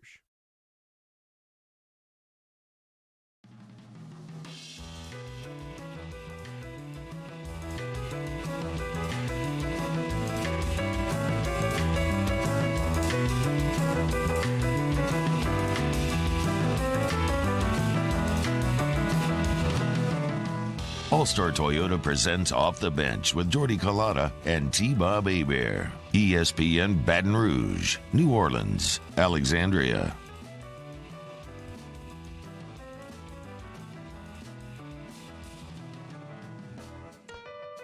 Back to Off the Bench. Troy LaBeouf filling in for Jordy and T-Bob on this Wednesday before Christmas. Christmas Eve tomorrow, Christmas on Friday. I know everybody's out there doing their last-minute shopping. All of my shopping is done. I don't do any shopping. My wife handles that, so I certainly appreciate it. Matt Musso, Danny Cardenas sitting in with me this morning, doing a great job as always. 104.5 ESPN Baton Rouge, 100.3 ESPN New Orleans, 94.7 ESPN Alexandria, 104.5 ESPN.com, presented by All-Star Toyota of Baton Rouge. All of our sound can be on demand, all of our interviews brought to you by Carriages in Baton Rouge. And the YouTube chat, got some funny stuff coming in this morning, brought to you by Bayou Ford. Without further ado, let's go to the segment I'll get to do for the first time. Looking forward to it. Would You Rather Wednesday. Here they come, yo. Here they come. Here they come. This or that. This or that. This or that. This or that. This or that. This or that. This or that. This. Okay, which would you rather be? Now, what superpower would you rather have? The question is, would you rather date the blind or the deaf? Would you rather drown or be burned alive? Would you rather be overpaid or underrated? Rather you just said thank you and went on your way. All right, fellas. I know this is the one you just put in there, Danny, but I have to start with this one. Would you rather be slapped with a fish or have a hot burrito thrown at you? Should I be first on that? Go for it. Slap with a fish. Yeah. Or thrown a hot burrito. I would rather a hot burrito being thrown at me. I'm gonna have to take the hot burrito. Don't please. That's what happened to Anchorman, right? He threw a hot burrito at Jack Black. You know, I've never seen that show. Wait, what? I have not. I'm a guy that no, Troy. You gotta go watch Anchorman. Hunt and I in the same category. Oh, I mean, we don't watch a lot of movies. I watch sports. I mean, so do I, but Anchorman is an absolute classic. I gotta see that one. I'm gonna see that one. And yes, Danny, it was a hot burrito. They had some really crazy questions in here. Yes, well, it's everything. You can just ask whatever you want. Would you rather be married to a Bama fan or a Clemson fan? That's easy. You go ahead. Clemson fan. Absolutely Clemson fan. My old partner in crime for a company I worked for was a Bama fan, and he and I got into it quite a bit. And it was always fun, but I just couldn't imagine. It just becomes insufferable sometimes. Give me Clemson. Dabo's a whiner sometimes. The whole Clemson. Everybody has the whining fans. I get it, but give me the Clemson person. Yeah, give me Clemson as well. Would you rather only be able to speak in Christmas song lyrics or only be able to speak in Christmas movie quotes? Oh, I think Christmas movie quotes would be fun. I mean, I would have to brush up on that. I know Christmas song lyrics a little bit better, but I think the quotes for some of the great Christmas movies out there would be, how aggravating would that become if you talked like that all day? I would only speak in quotes from Elf, Christmas Vacation, Home Alone's, and probably Santa Claus. Just Home Alone, the amount of quotes you can pull from that one. Yeah. Christmas movie quotes for me for sure. Yeah, movie quotes. Movie quotes in general, I'd just rather speak in. Depending on who I'm around, I do speak in movie quotes a lot of the time. Would you rather only eat fruitcake for holiday desserts or not have desserts at all? Ugh, not a fruitcake guy. Give me no dessert. I mean, I'm going no dessert. Give me the main course. But I love desserts, but fruitcake, it's just something I could not ever get a great taste for, a liking to. I don't mind it. Sure, give me fruitcake. It's not that bad. Danny, me, but come on. You have a little coffee with that, Danny? I mean, just pour some extra sugar on it. Make it good. Extra sugar? Does it even have sugar? I don't know. Oh, fruitcakes are not good. Terrible. Sweet potato fries or regular fries? Oh, I rather regular fries, but I typically go with sweet potato fries. That doesn't make any sense. You would rather, but you typically go with? Well, would you rather? Yes. Okay. Fries, but I go with sweet potato fries. Regular fries for me. Sweet potato fries. Would you rather keep Bo Pelini or bring Les Miles back as head coach? I saw this one. Man, oh man. I don't want Coach O going anywhere. So I guess I don't want Les Miles. Maybe bring Bo Pelini back as a linebacker coach and get a DC. I don't know. I mean, I got to answer one of the two. So he's thinking outside the box on the question now. Yeah, I'm overthinking the question. No disrespect to Coach Miles, but I'll take Bo back. If Bo Pelini has to, if I have to bring Bo Pelini back as DC, if I have to keep him as DC, I would rather not have the historically worst defense in the program. Co-defensive coordinator. That. With Coach Raymond. That normally doesn't work very well, but sure, I guess. It hasn't worked here. No. And it still wasn't as bad as that last year. So, would you rather catch a touchdown pass or throw a touchdown pass, and you're for the Tigers or for the Saints? I want to throw a touchdown pass. I always thought I was a quarterback coming up in the backyard, but it would probably be for the Tigers. Well, it'd definitely be for the Tigers for me, but sure, I'll throw. Everybody wants to be the quarterback, right? I'd rather catch one for the Saints, I think. Danny's just different. Well, I'm born and raised in New Orleans, so I'm a big Saints fan. Where'd you go to high school, Danny? Brother Martin. Crusaders, baby. Danny's a Saints homer, is basically what Danny. I love the Saints too. Okay. Would you rather take a shower or stew in your own filth in a bathtub? Who did that one come from? That came from Nookie. Say it again. Would you rather take a shower or stew in your own filth in a bathtub? Take a shower. That's the easy one. I enjoy taking showers. Yes. Take a good warm It's a bath great, every once it's a in a great while. feeling. It's a great feeling to take a shower. Great feeling. Thought you would come with Ricky Compton's question. Ricky's a friend. I didn't see Ricky's. What's Oh, wrong with Ricky's he's throwing shade, but I'm not going to get into it. All right. Love we're, Ricky. we're not gonna get into the shade throwing then. Not gonna do that. Would you rather be left on red or get hit with the K? I'd rather get hit with the K. I'll be honest. There's few things that irritate me more than you just not saying anything. Both are bad, but yeah, give me K. I'm a non-controversial person. Don't say anything. Oh, no. Tell me to go to hell before you don't say anything. I'm a non-controversial person. Would you rather be the first or last to die in a group? Ooh. First, I don't want to watch everybody else die. I mean, I always had the fear of how I will die one day. Hopefully fast and painless. But the fear, nightmares would always be drowning. Would you rather drown or caught in a fire? I'd fire.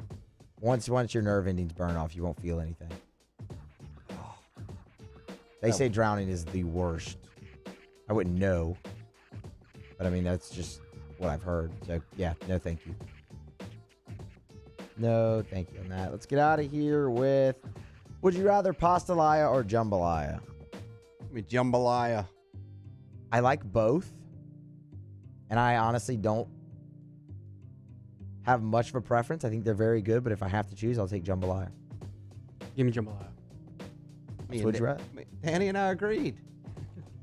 Jambalaya. I love jambalaya. That's Would You Rather Wednesday. That was fun. Had a lot of good ones in there. People are very, they can come up with some good stuff.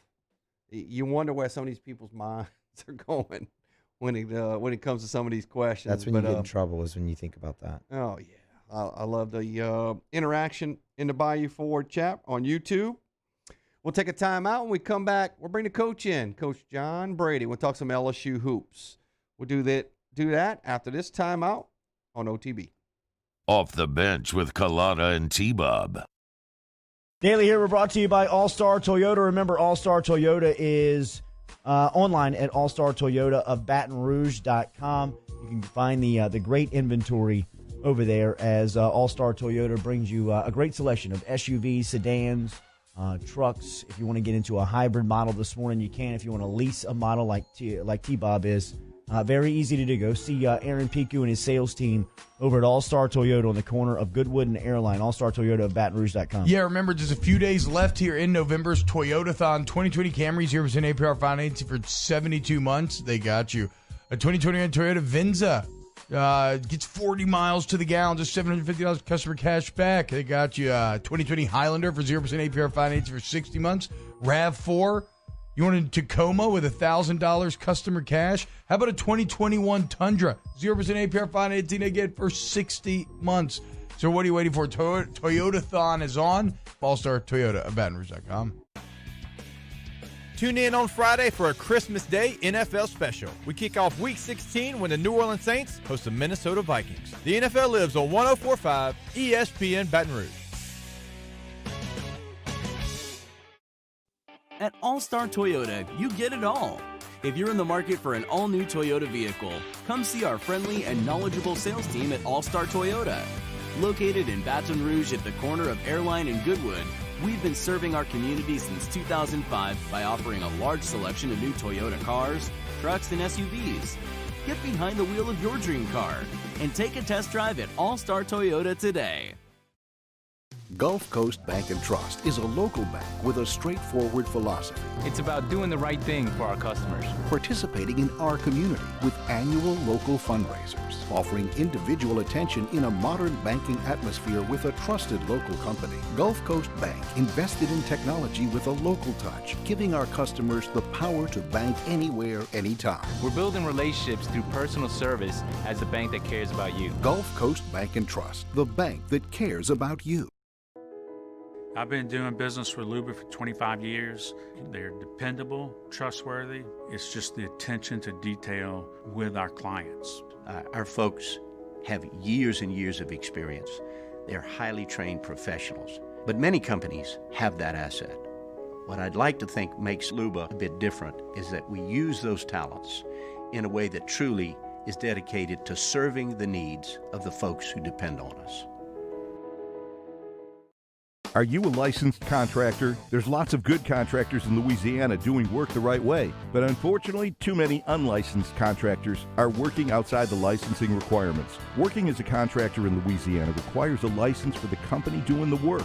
The Louisiana State Licensing Board for Contractors wants to help you get licensed to allow you to conduct work legally. It's not difficult to get the license. We can help you. Go to lacontractor.org for more information. Licensed contractors, it's the law. Gulf Coast Office Products is a nationally recognized Savin office equipment dealer based right here in Louisiana. Over 100 employees strong, Gulf Coast has the boots on the ground to support all vertical markets, from education, engineering, legal, and finance. With the latest in office technology, from desktop to production segment units, Gulf Coast and Savin have the perfect fit for you. Call 225-756-2644. That's 756-2644 for Gulf Coast Office Products.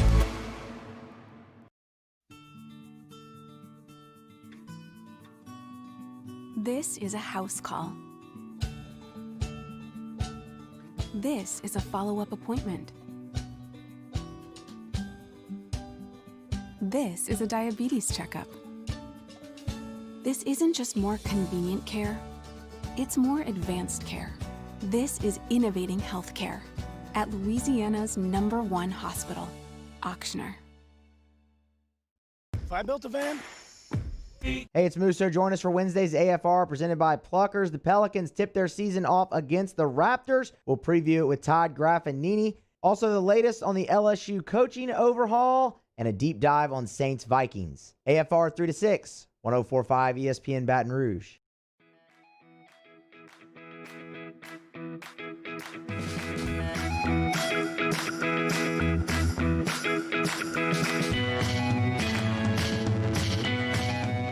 All-Star Toyota presents Off the Bench with Jordy Collada and T-Bob Hebert. ESPN Baton Rouge, New Orleans, Alexandria. Welcome back in Off the Bench. Troy LaBeouf filling in for Jordy and T-Bob on this Wednesday before Christmas. Merry Christmas to everybody out there. We'll do all that good stuff at the end of the show today. Matt Musso, Danny Cardenas in the studios today doing a great job. Off the Bench, 104.5 ESPN Baton Rouge, 100.3 ESPN New Orleans, and 94.7 ESPN Alexandria. Let's go to the phone lines and bring in the man himself, Coach John Brady of the LSU Sports Radio Network, color analyst with Chris Blair. Coach, good morning. Good morning, guys. How y'all doing? And we're doing fantastic, Coach. Coach, I got to ask you, before we get into the basketball stuff, have you done your Christmas shopping, or do you not do that? No, I do it myself. I've done it all, and I was asked that this morning earlier, and I've got all mine completed and ready to roll. Sounds like you're organized when it comes to that, Coach. You're not going to Walgreens on Christmas Eve and trying to buy some goofy gift for somebody. Hey, my two daughters, they're way above Walgreens. I mean, you've got to get them something way better than Walgreens. So I'm organized on that front. I got to take care of those, and they're excited about it, and I'm looking forward to seeing them here the next couple of days. Well, Coach, we're looking forward to seeing this LSU basketball team back on the court. It seems like they haven't played forever. You and Chris form a great team. I get a chance to work with you guys sometimes, and when I work production in the studio, it's always fun. I love listening to your analysis of LSU basketball. LSU brings in an opponent in North Texas. It'll be the first time the Tigers will get to play in 3 games. And they'll bring in a familiar face in Johnny Jones, a guy that coached at LSU, has been there, played at LSU. That'll be Saturday at 4 o'clock on Eagle 98.0 LSU Sports Radio Network. So let's talk about that matchup and how exciting it is to get back on the court. Well, I know the team's excited about it. I think, not practicing for a few days because of the quarantine and social distancing, and coach and a couple of players and coach or two coming down with the virus. It's certainly not the best situation to put your best team on the floor. But I think Coach Wade is doing all he can to not only practice but also play games before we start SEC play, and to be able to bring Johnny in here and his team, it speaks well of Johnny to be able to do that on short notice as well. And I'm sure Johnny's looking for games too. So it's really just an unconventional year. And I think the teams that handle the challenges that this season brings because of the virus, I think those teams that come through that to the other side without a lot of confusion. And I think a lot of times the player's going to look at the head coach. If he handles it well and if he says, okay, guys, we control what we can, what we can't control, we just got to rock and roll with it. I think the teams that do that, a la Alabama in football, they seem to handle their situations pretty well. And I think if LSU is doing that, and I think the game Saturday is a good one to play before we start SEC play. Visiting with Coach John Brady of the LSU Sports Radio Network, color analyst for LSU basketball. Coach, let's take a look at the LSU roster a bit. We've got to see the Tigers play a little bit this year. I don't know about you. I mean, Jalen Cook, right there, locally from Walker High School. I just feel like when Jalen gets on the floor, he's a true freshman, the energy level of the entire team steps up a notch. Well, I like him because he, as a true freshman, he comes in and knows his role as a point guard. He's not a shot searcher, as I like to call him. He takes the shot when it comes to him, but he's also very good with the ball. He's a low turnover guy. He sees the open floor, and he's able to he delivers the ball to the right guy, it seems, at the right time. And it's too bad he plays behind Javonte Smart, but you know, one thing Will Wade has done much better than I is he substitutes freely, and with this particular team, I guess he's decided he needs to because of the depth that it does have. But you know, I had some luck with some local players, and certainly Jalen Cook being local, wanting to be at LSU and wear that purple and gold. I think that means a great deal to a young man that grew up here following LSU in every sport, particularly in his case basketball. And I think he is a good player, going to be a better player as he gets more experience. You mentioned Javonte Smart. I think Javonte is playing the best basketball of his career. Obviously covered him in high school, had a chance to watch him. You did as well. What has Javonte, what has he done to improve his game so much? It seems like he's in complete control out there, not forcing shots, getting the ball, distributing the basketball to the guys that can put the ball in the hoop. Talk about him a little bit. Well, you know, you've seen his maturity level at the point guard position starting last year. I think he started the first 6 or 7 games last year. He had a tendency to turn it over, to rush it, to force it a little bit. But once he got into SEC play last year, Javonte led the league in SEC play and assist-to-turnover ratio. And regardless of whether your point guard can score or not, if he can just do that and take care of the ball and deliver it to the right people with minimal turnovers, that's a heck of a guy to fill that spot. But in addition to that, he can also shoot it from the three-point line. When he takes good three-point shots, I think he's much more effective than when he tries to force it a little bit. Plus, he can take it to the goal and get to the free throw line. And he's got all the 3 attributes a point guard needs. He can pass it. He takes care of it. He doesn't throw it away. He can make open shots. He also can take it to the rim and get fouled. And I think everybody has seen him mature in that position.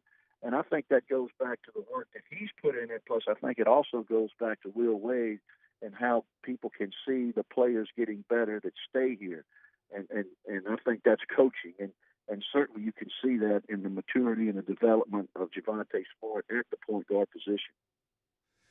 Visiting with Coach John Brady of the LSU Sports Radio Network, color analyst for basketball. Coach, before we move on to the SEC a little bit and talk about LSU's first opponent, Texas A&M, LSU's played some matchup zone, and I heard your comments, I think it was yesterday with Hunt, and I totally agree with you. I can't tell. I just can't tell. And you're a lot smarter than me. I've coached high school basketball. You're much smarter than me. But for you to say you can't tell, I can't tell if they're playing a matchup zone or a man-to-man. So I think that's a good thing. Will feels like they need to get better on it. And the second part of that is, with LSU not really playing a big lineup, Darius Days will play the 5. Does that bode well for them, playing the matchup zone, not going so big? Well, it allows them, sometimes they can put a team on the floor and everybody's relatively the same height, except maybe when you put Jalen Cook in there. But whoever else is in there, from Javante all the way through Watford Days, Cameron Thomas, Charles Manning, anybody he chooses to put in, Wilkinson, that's a team that's made to switch and made to play a matchup zone. And Will's done a nice job of incorporating that into his defensive philosophy. They're going to play man-to-man, and then they're going to change to the matchup zone. Then they go to a switching man-to-man. And I think it's smart, and I think it fits this team and the personnel that it has defensively. And I think if you're not going to overpower teams with your size, then certainly you can do some things in the half court defensively that can keep the offense off a rhythm of play, and that's what Will's incorporated. He's also going to press some full court. He's going to extend his 1-3-1 in the half court. So I think all of those things are going to add to a defensive philosophy that fits the personnel that this team has. Coach, let's go to the SEC. The Tigers open SEC play up on the 29th against A&M. The coaching has improved so much. Buzz Williams over at Texas A&M does a great job. I just think overall coaching has improved so much in the SEC. Let's talk about the SEC overall. How do you see it? Well, I don't think it's a great league this year based on the scores that I've seen. It seems to me, outside of LSU, which first of all, I think LSU is one of the top 3 teams in the league, particularly because they seem to score it more easily than the other teams in the conference. With that being said, I think what I have seen is Tennessee is the best team put together on both ends of the floor at this particular point of the season. Defensively, they're very good. Offensively, they're good, not great, not as proficient as LSU is offensively, but they're good enough. And they have several different weapons like LSU. But on the defensive end of the floor, I think Tennessee's really playing well. And the surprise team in the league everybody's talking about is Missouri. And now Quanzo Martin at Missouri, he's a defensive-minded, rebounding sort of guy. He's a half-court offensive guy. They won last night by 1 against Bradley, and I watched some of that game. They're not a fun team to watch, but they're a grinding type of team.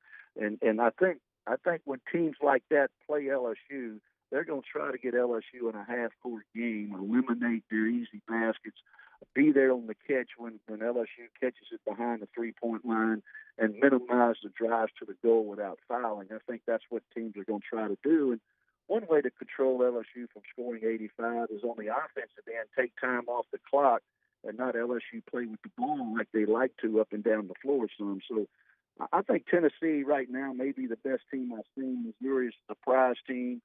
Florida was picked to finish well, but with their best player going down in a surprising way last week. I think he's out of the hospital, but that's certainly going to affect the quality of their team.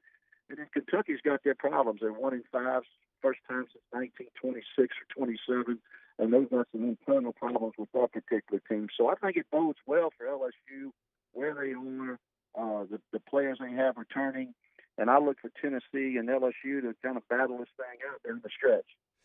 Certainly nobody around this area is feeling sorry for those guys, Coach, as you probably know already. Coach, I get you out on this one. NBA cranked up yesterday.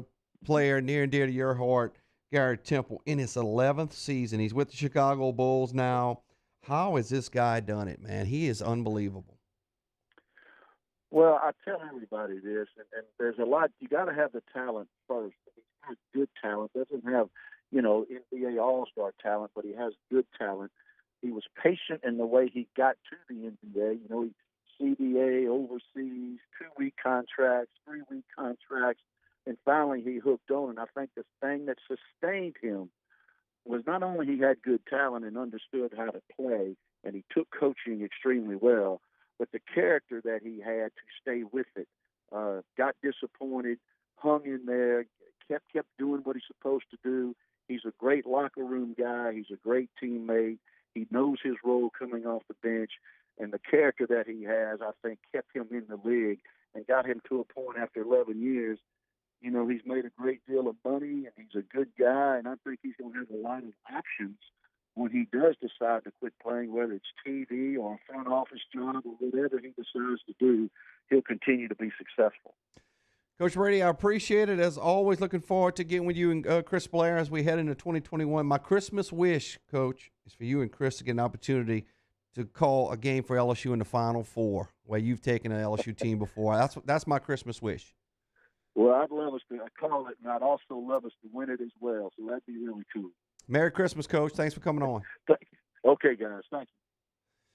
Coach John Brady, one of the best coaches ever at LSU, and as far as basketball is concerned, always a fiery guy. I love Coach Brady, what he does with the LSU Sports Radio Network. We'll take our final time out of hour number 2. We come back. Jeff Grimes, Moose? We want to talk about Jeff Grimes. I don't know why, but we're going to talk Jeff Grimes when we come back on Off the Bench. Off the Bench with Kalana and T-Bob. Brought to you daily by Coy's Diesel. Remember, you can find Coy and the crew online at coysdiesel.com. If you drive a light, medium, or heavy-duty diesel truck, stop in and see Coy today, as they can get you back up on the road and operating if you need to get down the road and up and moving today. They're on Airline Highway out in Gonzales. Great shop out there. Online, coysdiesel.com. Does it not matter what maker, model, nope. Ford, Dodge, Chevy. They can get to you 24-hour roadside assistance. They can make the repair to your diesel truck today online, coysdiesel.com. Yeah, but what if I have an older vehicle, a newer vehicle? It doesn't matter. You go to coysdiesel.com, COYS. Immediately you see the drop-down menu, year, make, and model. You find the exact parts that you're looking for. Again, emergency 24/7, emergency roadside assistance, coysdiesel.com. What if nothing's wrong? You just want to upgrade, right? They have all the parts to do that as well. Like you can even put NOS in your diesel vehicle, which I can't get away from because that is awesome. Go to coysdiesel.com today. That's coysdiesel.com. Saints coverage, Chiefs, Cowboys, Thursday night, Sunday night, and Monday Night Football. From the opening kickoff to the playoffs and the Super Bowl, the NFL lives on 104.5 ESPN Baton Rouge. If I built a van, it would do more than haul. It would carry my entire business. I'd make it available in dozens, make not thousands of configurations. It would keep an eye on my fleet. And an eye out for danger. If I built a van, I'd make it available in diesel and gas. And I'd build it right here in South Carolina. Introducing the all-new Sprinter, starting at $33,790. Built in the USA. Mercedes-Benz. Vans. Born to run. At All-Star Toyota, you get it all. If you're in the market for an all-new Toyota vehicle, come see our friendly and knowledgeable sales team at All-Star Toyota. Located in Baton Rouge at the corner of Airline and Goodwood, we've been serving our community since 2005 by offering a large selection of new Toyota cars, trucks, and SUVs.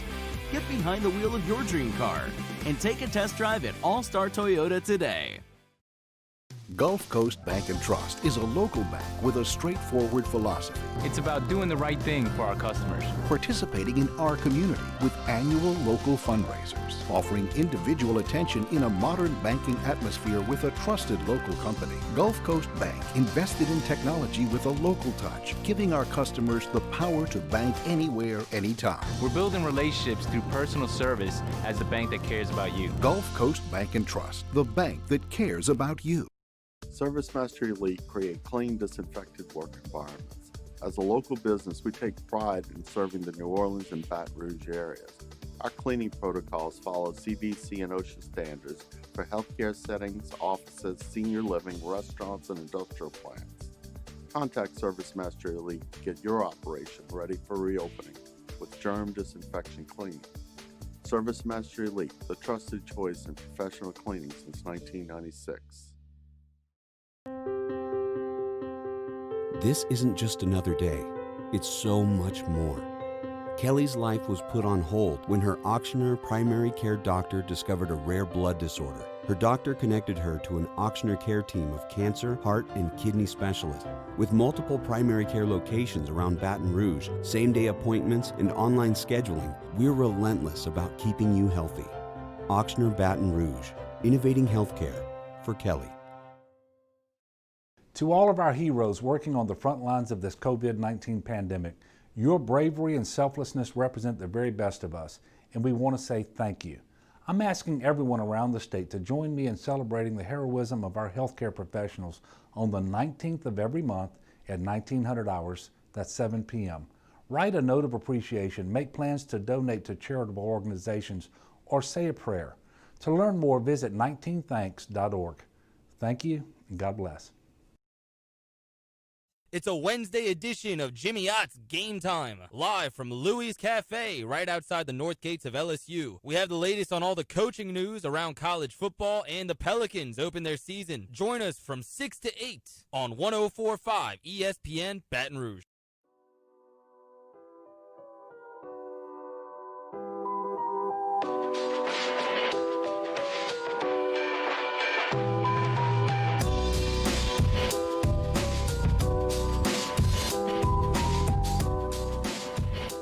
All-Star Toyota presents Off the Bench with Jordy Collada and T-Bob Hebert. ESPN Baton Rouge, New Orleans, Alexandria. Final segment here of Off the Bench.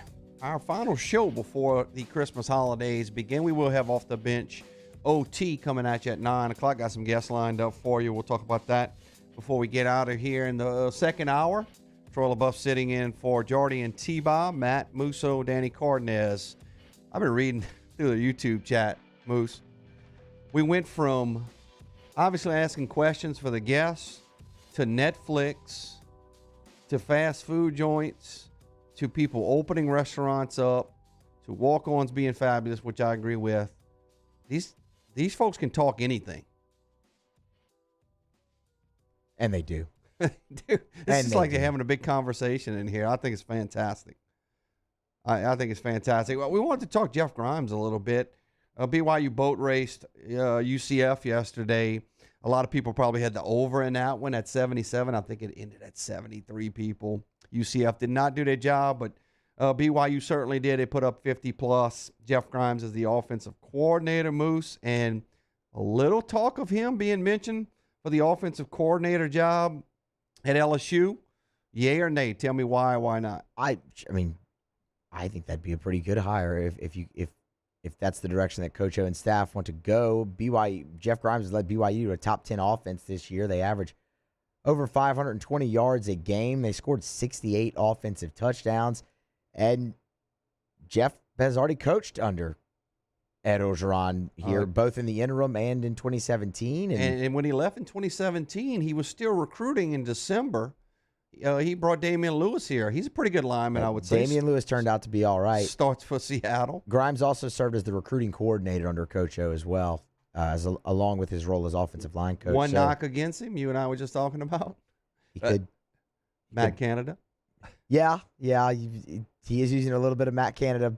That's a sore subject. Motions, and such in his offense. But I mean, hey, if it sticks and he can work better with Coach O than Matt Canada did, and they can average 520 yards a game, I think they're willing to look past that. Another obstacle is his name is being thrown around as a potential replacement for Brian Harsin at Boise State as the head coach. So if you get a head coaching job, you're gonna take that over any potential OC job. But he definitely left on good terms. That's a name. That's a name to consider. Yeah. They had a question earlier. We didn't really get to it. Would you spend more money on the offensive coordinator or a defensive coordinator? I would probably spend more money on the defensive coordinator because I feel like Coach O is a defensive guy. I understand that. He has never been a coordinator. He is a guy that leads men. He is a leader as far as the football team is concerned. He's a great recruiter. I think he probably feels like in his mind, we had a good guy in Dave Aranda. I don't think he thinks any less of Bo Pelini. It just didn't work out. But I think if Coach O has his choice, this is just what I think. I think he wants to make the splash hire defensively because they were so bad this past year, and he needs to wash that away, if you will. Offensively, he's got some guys on staff. Russ Callaway, who he has a ton of confidence in if Russ hangs around, and he can bring somebody into team with Russ to formulate a pretty good passing game coordinator. And what's going to be very interesting to me is how they decide to utilize the 10th assistant, the 10th on-field assistant that they're able to have now, because that was Bill Bush. That's when Bill Bush was hired, was whenever the 10th assistant was passed. So do they look to use that as an offensive position now on the coaching staff? Do they keep it on defense? remains. I mean, when you bring in a defensive coordinator, do you want to just have him coordinate the entire defense and maybe use the 10th assistant for a linebacking coach and just give DBs totally back to Corey Raymond? Or do you hire another safeties coach or perhaps add another position on the offensive side of the ball? That was a talk. That would be interesting to me. With that room being separated, if you will, with safeties and corners, I don't think it was a problem, but it was certainly talked about. Hey, when things are going well, things are not talked about. You don't have a microscope. Nobody was talking about Juju Smith-Schuster dancing on logos when they were 11-0, right, Moose? Right. And now they were scoring more than 17 points in a game. Right. They lost the last 3. What are they talking about? They're leading every show with now? Juju Smith-Schuster dancing on logos, which things are under a microscope when you're not winning. Just like things were under a microscope this year when people were bringing up things about Coach O and everything. They were 5-5. People are going to do that. When things are not going, you perceive that things to be going well, people are going to bring things up. That's just the way things are. That'll put a wrap on Off the Bench, but we have Off the Bench OT coming at you. We're going to bring Jarrett Rosa right out of the chute. We'll talk some high school state championships. Jarrett Rosa of Tiger Details coming right at the top of the break. This is Off the Bench. Off the Bench with Kalata and T-Bob. Brought to you daily by Secure Shredding and Recycling. Remember, you can find them online, secureshreddingandrecycling.com. Had a great lunch last week with Gaines Garrett and their crew. They've got exciting stuff happening over at Secure Shredding and Recycling. They are, look, man, they're independent. They're not this big box outlet. You can get in, talk to local people over there at Secure Shredding and Recycling. They are from the area. They understand what you're looking for. They're your document destruction specialists. They offer mobile shredding, drop-off shredding. Everything is online at secureshreddingandrecycling.com. Secureshreddingandrecycling.com, secureshreddingandrecycling.com. Hard drives, papers, whatever it is, they got your back. Mention Off the Bench, get a couple hard drives for free. But more so, it is. Look, they're there to serve your business needs. This is something that if you're in a business that has to have document destruction, you want to be working with Secure Shredding and Recycling. They're local, LSU grads, better rate than national guys, convenience, okay?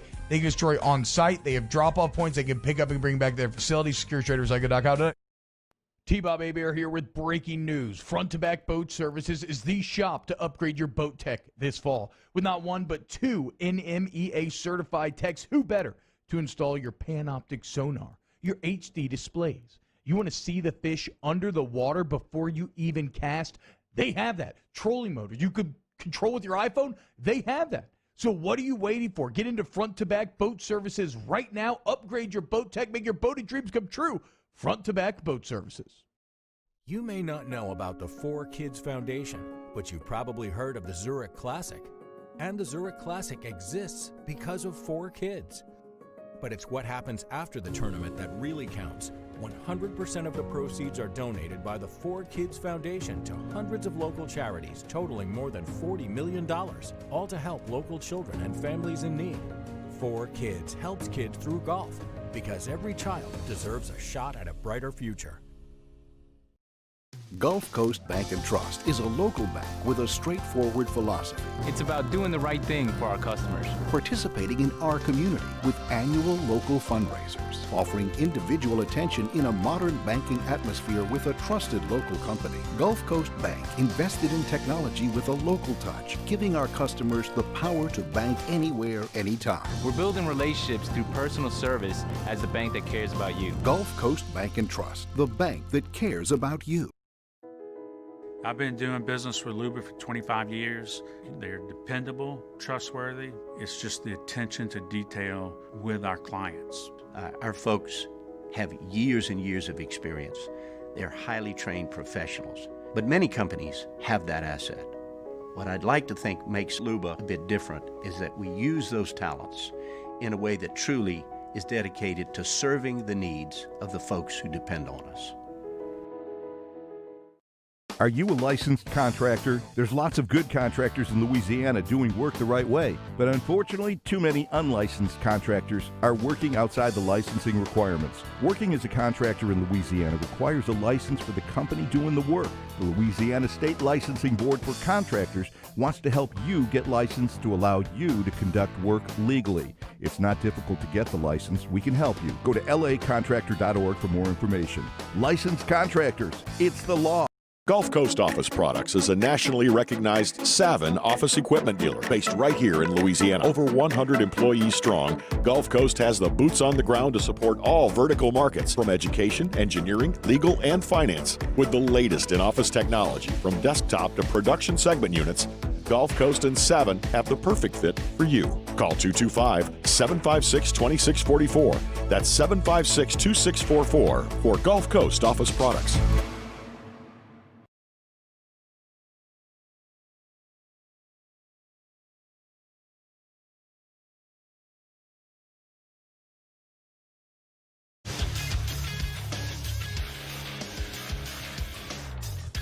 Good morning. It's 9 a.m. on Wednesday, December the 23rd. Today in Baton Rouge, expect afternoon showers with a high of 70. In case you missed hours 1 or 2 of the show, catch that up at the on-demand section at 1045ESPN.com, brought to you by Carriages. Coming up today on OTBOT, Tiger Details, Jarrett Roser joins the show next. ESPN's Andrew Lopez stops by at 9:30, previewing Pels Raptors opener tonight. You follow today's show on Twitter at OTB_ESPN. Watch the show live at the 1045 ESPN YouTube channel. Make sure you get over subscribe to the Off the Bench and the Off the Bench Overtime channel. Set your notifications. New content posted there daily. OTBOT starts right now.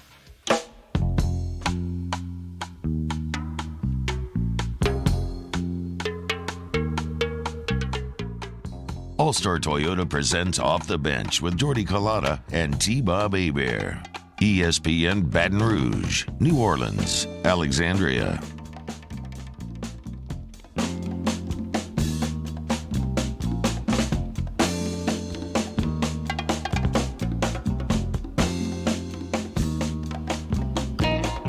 Welcome into Off the Bench, OTBOT.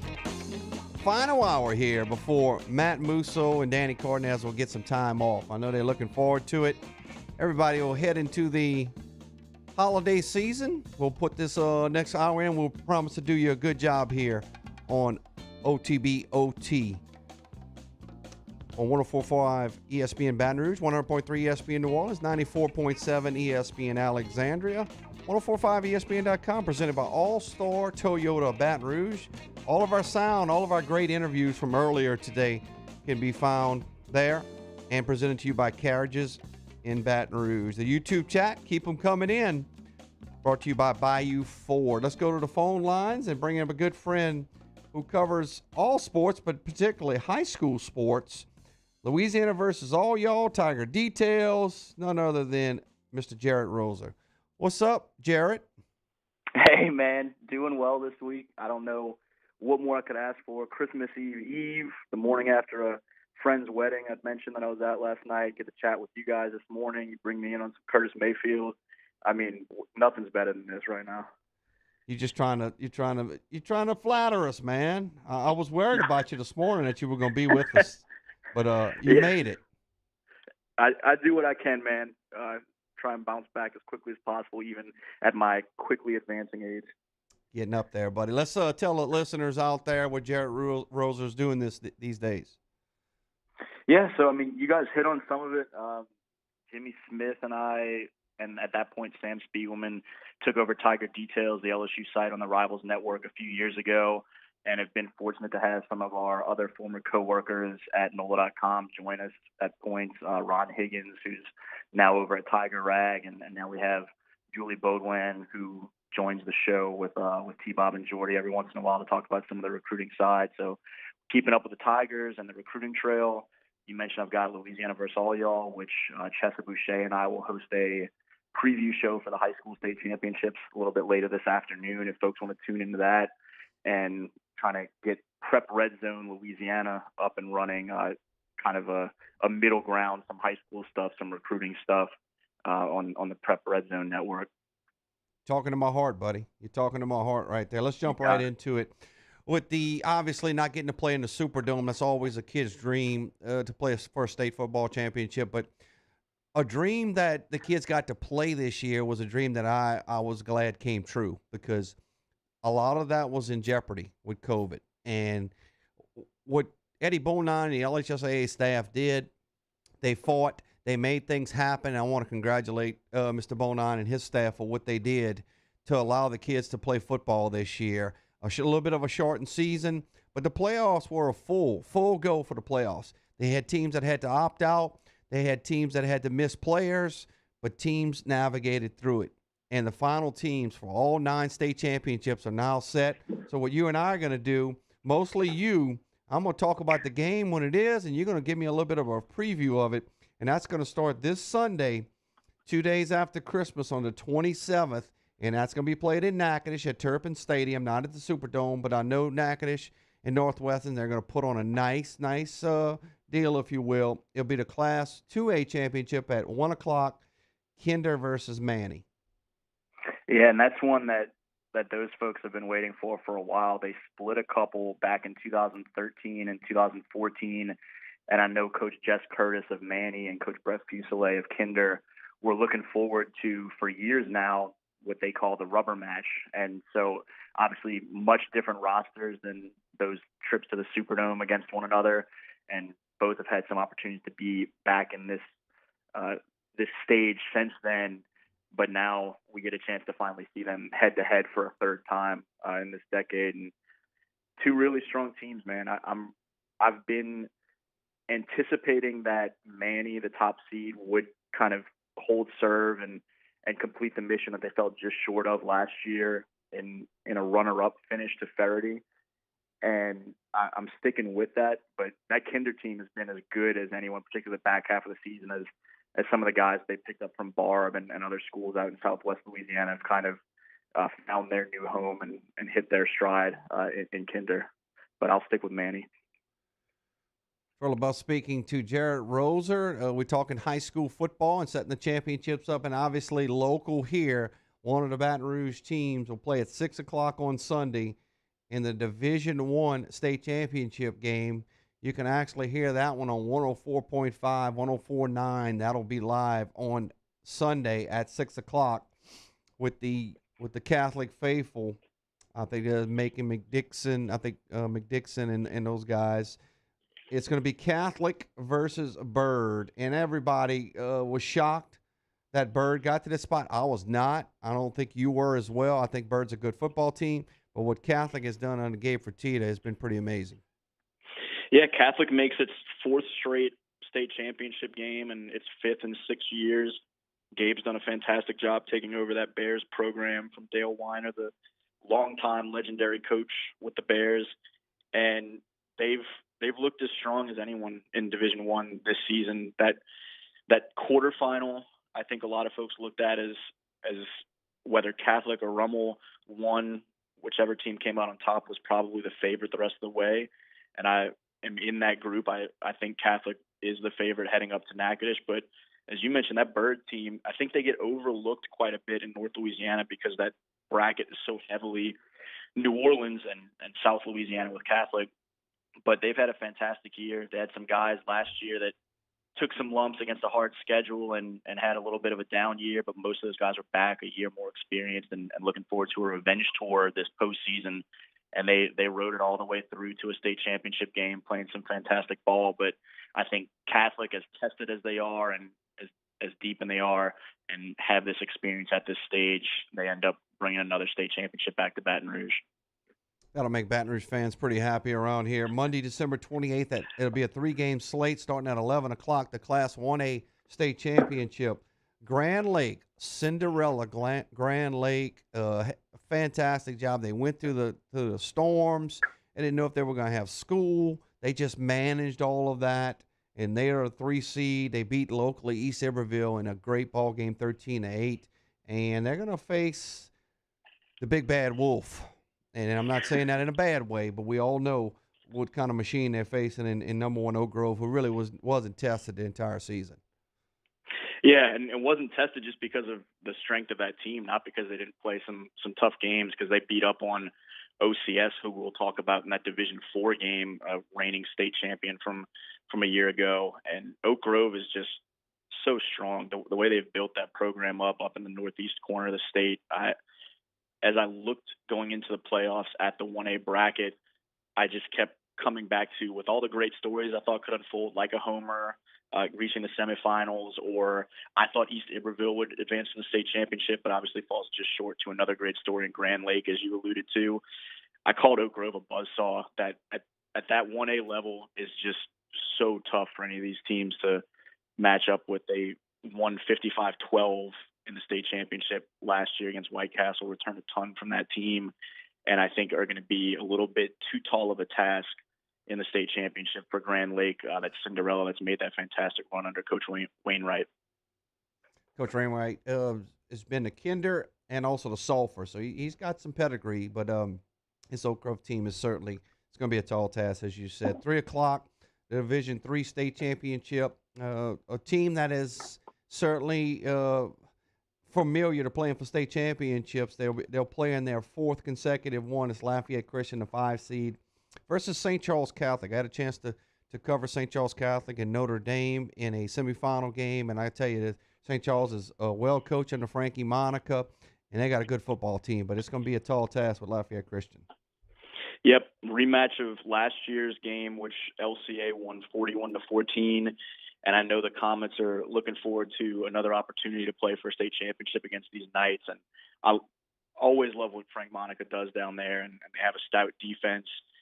And I think that they can have some success on that side of the ball. But a week ago or 2 weeks ago, I saw LCA without LSU signee star Sage Ryan completely shut down a high-powered Newman team in the semifinals and kind of show how stout that roster is from top to bottom and just complete of a team they are. And I have a difficult time imagining them not winning now their 4th straight state championship and sending Sage and those seniors out winners once again. Moving on to the nightcap, the Division II state championship at 7:30. St. Thomas More, the 2 seed, who just ran through everybody, and De La Salle, a team out of New Orleans, that very strong football team in De La Salle. I think everybody was pointing to these 2 teams making a championship. Yeah, this was probably the state championship matchup that I was most confident that we'd get as the playoffs started. And so we do have a rematch of STM and De La Salle. STM won 58-10 last year, has to replace some key pieces this year, like Caleb Holstein at quarterback. But you send him off to Louisiana Tech and replace him with Walker Howard, the LSU commitment, and they've just picked up right where they left off, looked as strong as any team in the state all year long, and just really been in a rhythm from start to finish and running through the playoffs with that same strength. Got tested a little bit in the semis against U-High, but I know feels good heading up to Natchitoches about bringing another state championship home. And I do think that as talented and well coached as that De La Salle group is, that STM is just going to be a bit too strong. Future LSU quarterback on that roster. So Walker Howard. Tuesday, December 29th, 1 o'clock, Division IV state championship. 2 good football teams, Ouachita Christian, the 3 seed, and Calvary Baptist, the 1 seed. A lot of people felt like this was going to be the matchup, but I thought Division IV from top to bottom was as strong as any of the divisions. Yeah, it's always a fun bracket. This is another matchup that I definitely felt confident we'd get at the end of Division IV, the tournament, but there were some other really strong teams in play. Calvary obviously had to go through Catholic Point Capee and Southern Lab and some of those schools, and Ascension Catholic was on that side of the bracket. But here we are, a rematch of, I think it was a quarterfinal last year, an earlier playoff matchup last year that OCS won 49-47, their tightest game en route to a state championship a year ago. And I think this is going to be one of the sneaky, most fun matchups of the week. It's 2 smaller schools, but so much firepower on both sides.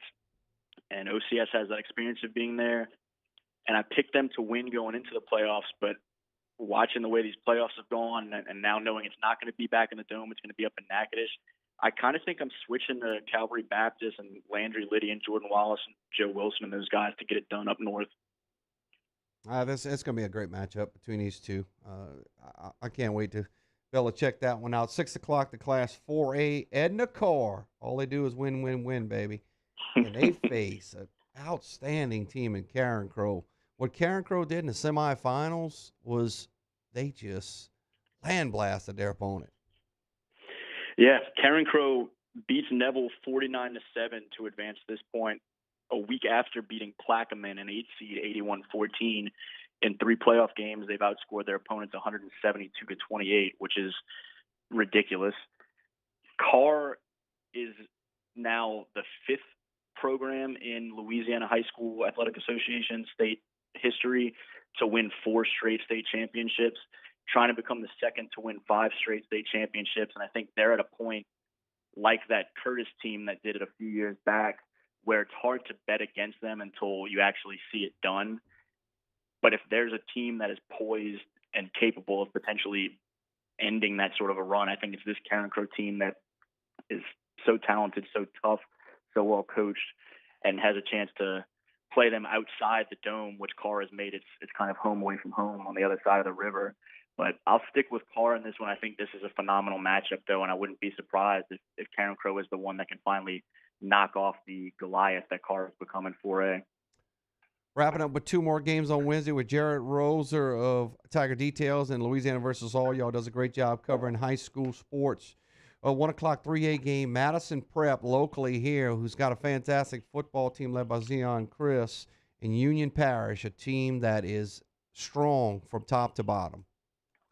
Yeah, this is one that I go back and forth on about every 5 minutes trying to figure out who I think is going to win. I think it's going to have an opportunity to be a crazy sort of game similar to when Madison Prep won a couple years back to the Dome and lost a close game on a 2-point conversion situation to Sterlington, a Union Parish rival up in North Louisiana.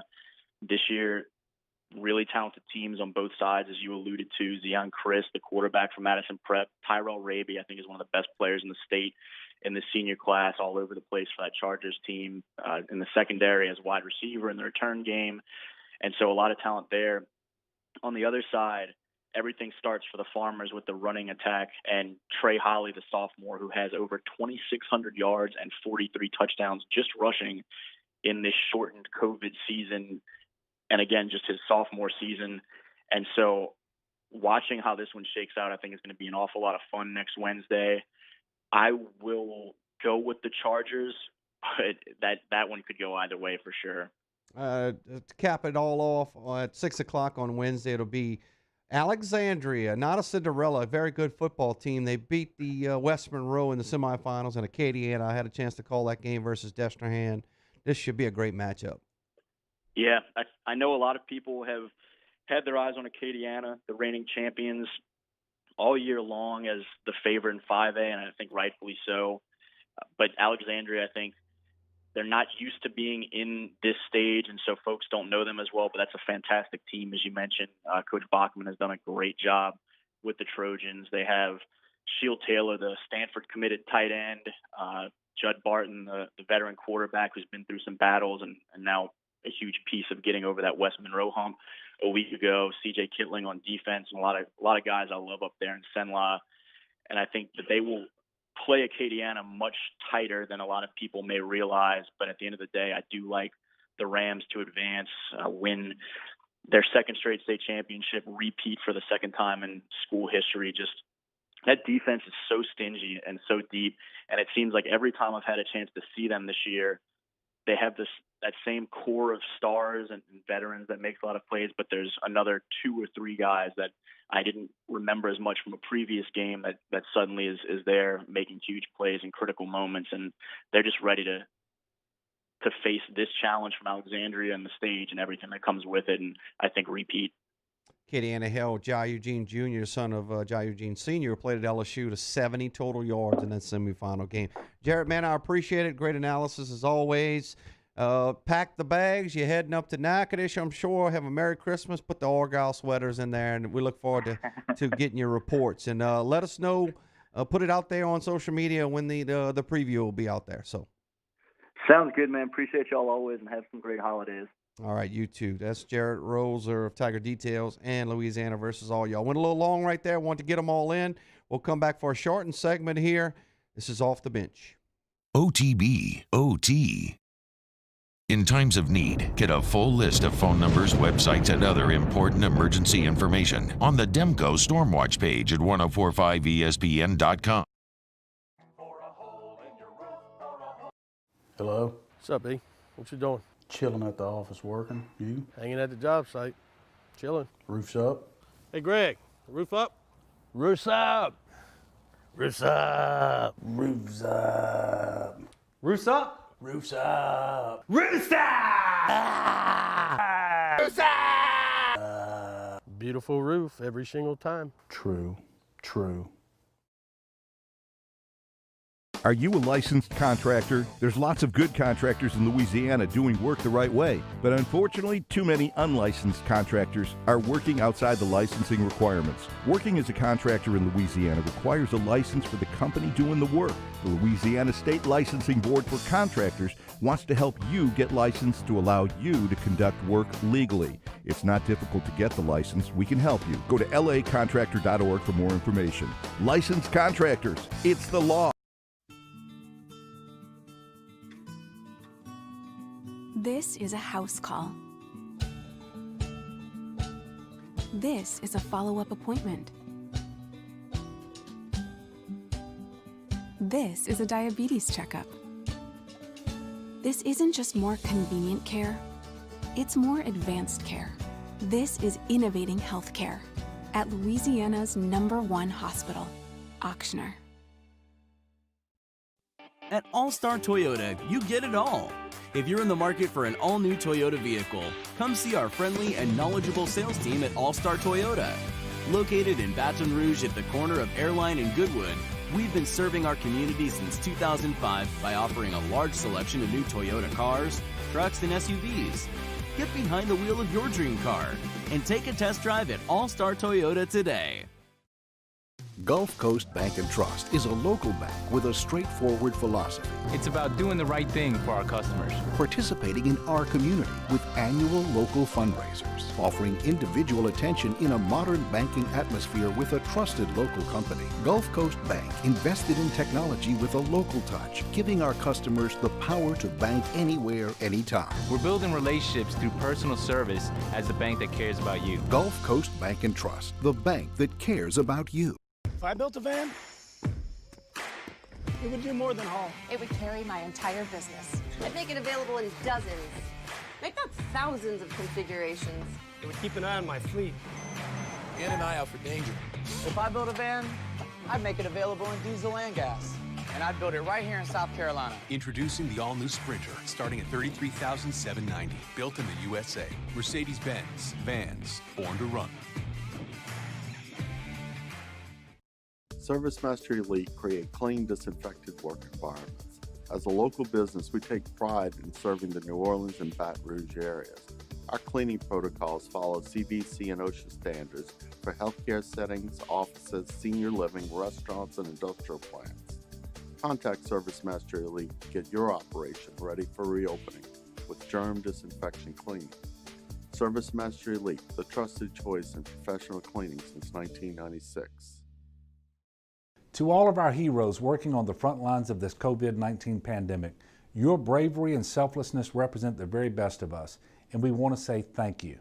I'm asking everyone around the state to join me in celebrating the heroism of our healthcare professionals on the 19th of every month at 1900 hours, that's 7 p.m. Write a note of appreciation, make plans to donate to charitable organizations, or say a prayer. To learn more, visit 19thanks.org. Thank you, and God bless. On the next edition of Hanging with Hester and Hanny, Ronnie Rance, Joel Davis, and the boys of Sports Shorts Radio fill in for Charles and Jacob. It's a Wednesday edition of Hanging with Hester and Hanny from noon to 3 on 104.5 ESPN Baton Rouge.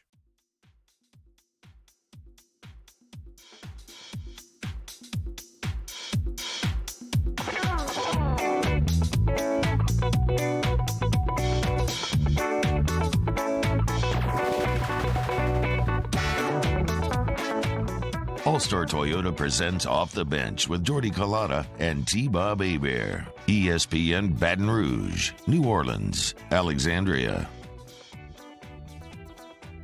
Back on Off the Bench, short segment here. Went a little long with Jarrett Rose. We appreciate him talking high school football. Troll above filling in for Jordy and T-Bob. They're getting some rest and relaxation, spending some time with family, maybe Christmas shopping. Who knows what those guys are doing right now? They're probably not tuned in. They're probably just unplugging for a little bit.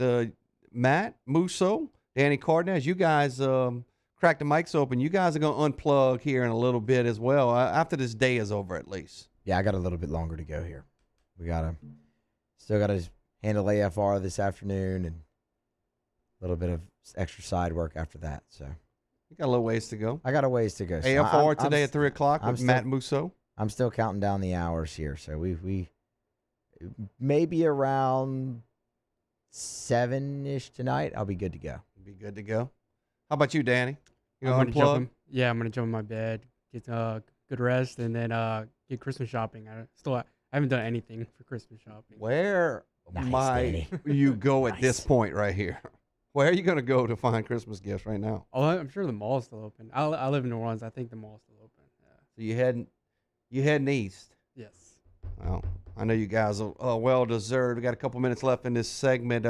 It looks like, Moose, ULM has a new football coach, and it's a familiar last name, Bowden. First name Terry. Former Auburn coach, works on what staff right now? Let me see if you know the answer to that. Oh, Lord. Terry Bowden works on a very, they're in the Final Four. You got 4 choices. Yeah.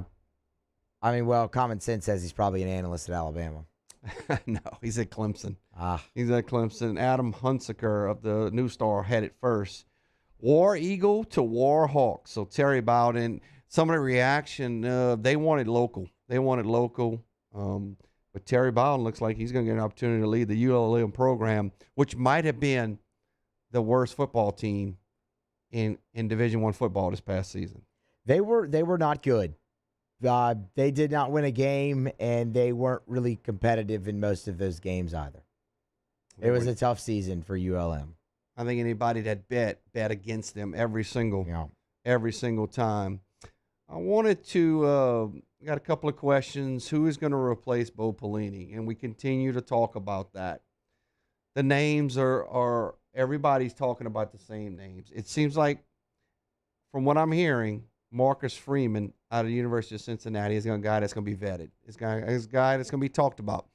And I think you mentioned it earlier, and I think Peter Burns mentioned it as well.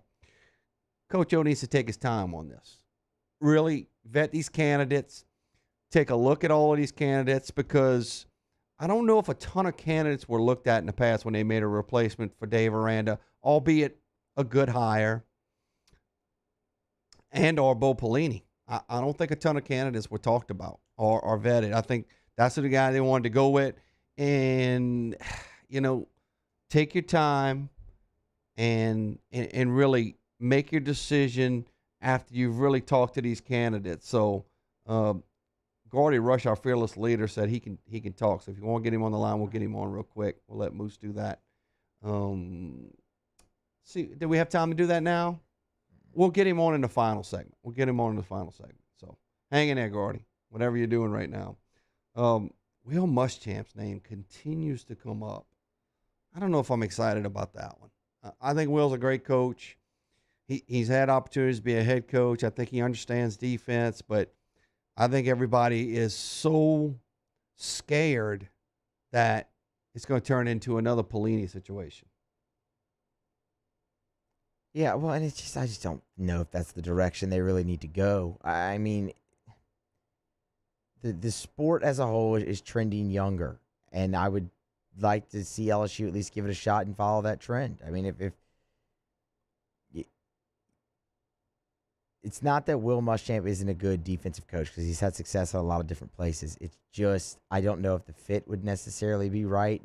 Will's another very boisterous guy, and you just came from a very boisterous guy with Bo Pelini. It didn't translate well to the players. It wasn't the right fit there. So do you really want to go back to that?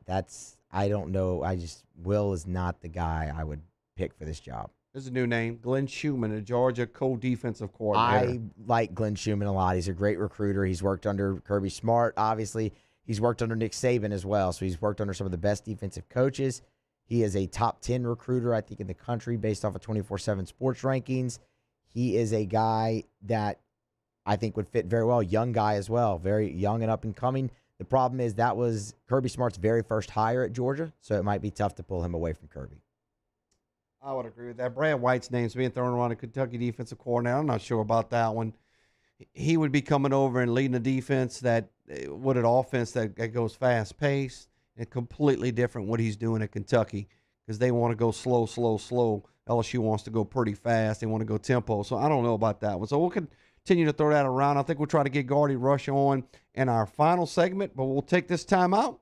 When we come back, we're going to talk a little bit Pelicans basketball. They crank it up tonight against Toronto. Stan Van Gundy, he starts his reign as their head coach. We'll talk to Andrew Lopez of ESPN about it after this time out on Off the Bench. OTB, OT. Off the Bench, hanging with Hester and Hanny. After further review and more are all live daily on the 104.5 ESPN Baton Rouge YouTube channel. Subscribe now to interact with us inside the live chat driven by Bayou Ford. If I built a van, it would do more than haul. It would carry my entire business. I'd make it available in dozens. Make that thousands of configurations. It would keep an eye on my fleet.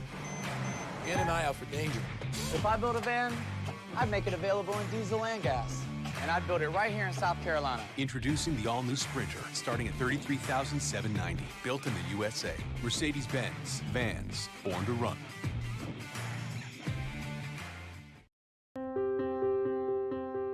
This isn't just another day. It's so much more. Kelly's life was put on hold when her auctioneer primary care doctor discovered a rare blood disorder. Her doctor connected her to an auctioneer care team of cancer, heart, and kidney specialists. With multiple primary care locations around Baton Rouge, same-day appointments, and online scheduling, we're relentless about keeping you healthy. Auctioneer Baton Rouge, innovating healthcare for Kelly.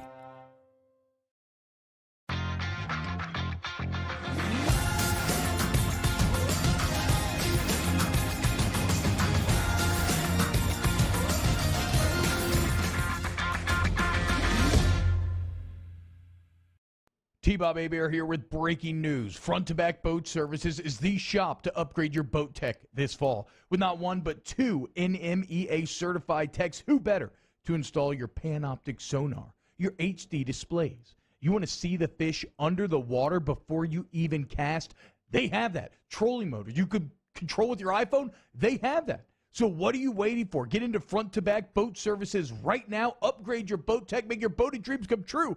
Front to Back Boat Services. You may not know about the 4Kids Foundation, but you've probably heard of the Zurich Classic. And the Zurich Classic exists because of 4Kids. But it's what happens after the tournament that really counts. 100% of the proceeds are donated by the 4Kids Foundation to hundreds of local charities, totaling more than $40 million, all to help local children and families in need. 4Kids helps kids through golf, because every child deserves a shot at a brighter future. Gulf Coast Bank and Trust is a local bank with a straightforward philosophy. It's about doing the right thing for our customers. Participating in our community with annual local fundraisers. Offering individual attention in a modern banking atmosphere with a trusted local company. Gulf Coast Bank invested in technology with a local touch, giving our customers the power to bank anywhere, anytime. We're building relationships through personal service as the bank that cares about you. Gulf Coast Bank and Trust, the bank that cares about you. I've been doing business with Luba for 25 years. They're dependable, trustworthy. It's just the attention to detail with our clients. Our folks have years and years of experience. They're highly trained professionals. But many companies have that asset. What I'd like to think makes Luba a bit different is that we use those talents in a way that truly is dedicated to serving the needs of the folks who depend on us. Are you a licensed contractor? There's lots of good contractors in Louisiana doing work the right way, but unfortunately, too many unlicensed contractors are working outside the licensing requirements. Working as a contractor in Louisiana requires a license for the company doing the work. The Louisiana State Licensing Board for Contractors wants to help you get licensed to allow you to conduct work legally. It's not difficult to get the license. We can help you. Go to lacontractor.org for more information. Licensed contractors, it's the law. Toyotathon is happening right now at Corval Toyota in Opelousas. Get into a 20 Highlander for $4,600 off MSRP. Come on down to Happy Town for Toyotathon. Hey, it's Musso. Join us for Wednesday's AFR presented by Pluckers. The Pelicans tip their season off against the Raptors. We'll preview it with Todd, Graff, and Nini. Also, the latest on the LSU coaching overhaul and a deep dive on Saints Vikings. AFR 3 to 6, 104.5 ESPN Baton Rouge.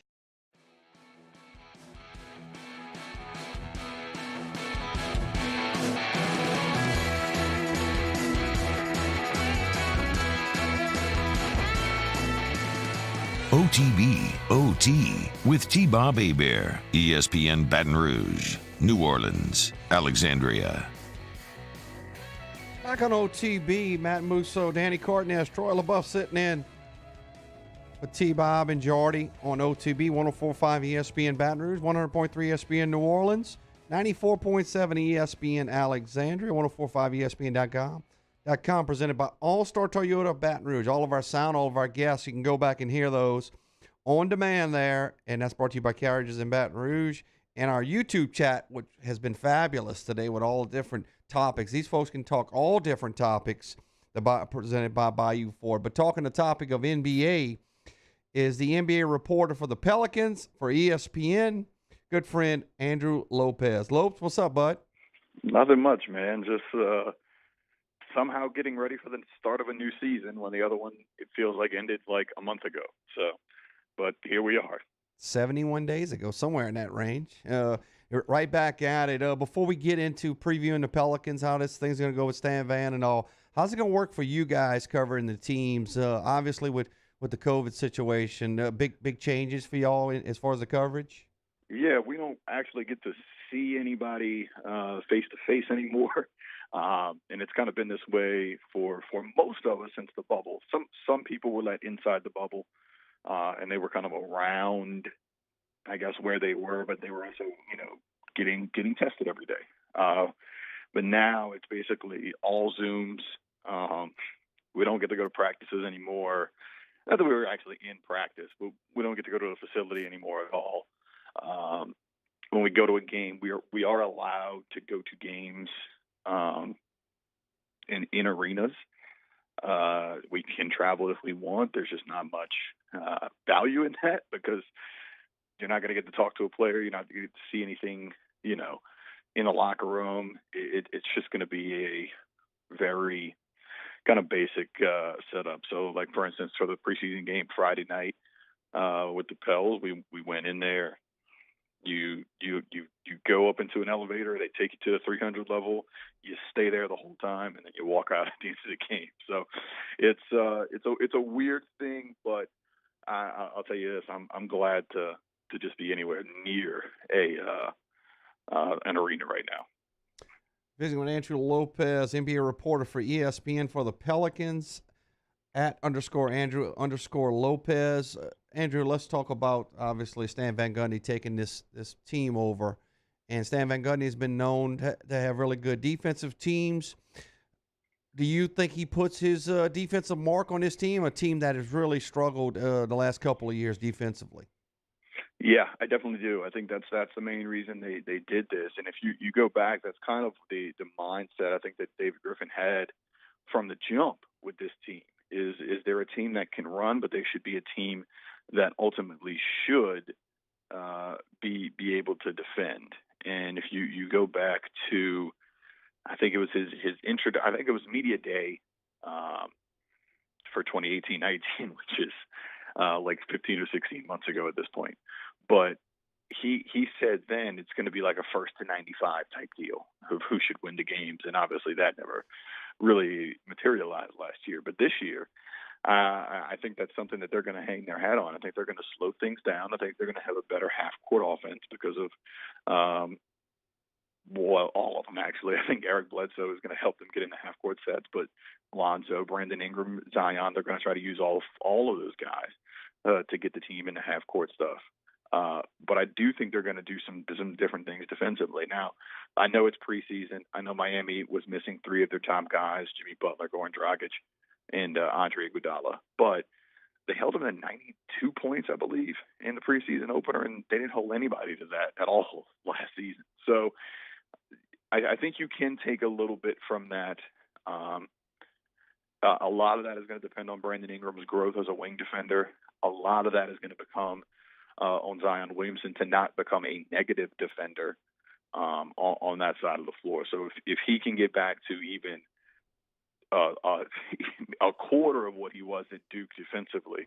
Remember, there were people who thought he was the best defensive prospect coming out in that draft 2 years ago. So if he can get back to starting to feel like himself again, I think that's going to go a long way in helping this team on the defensive end.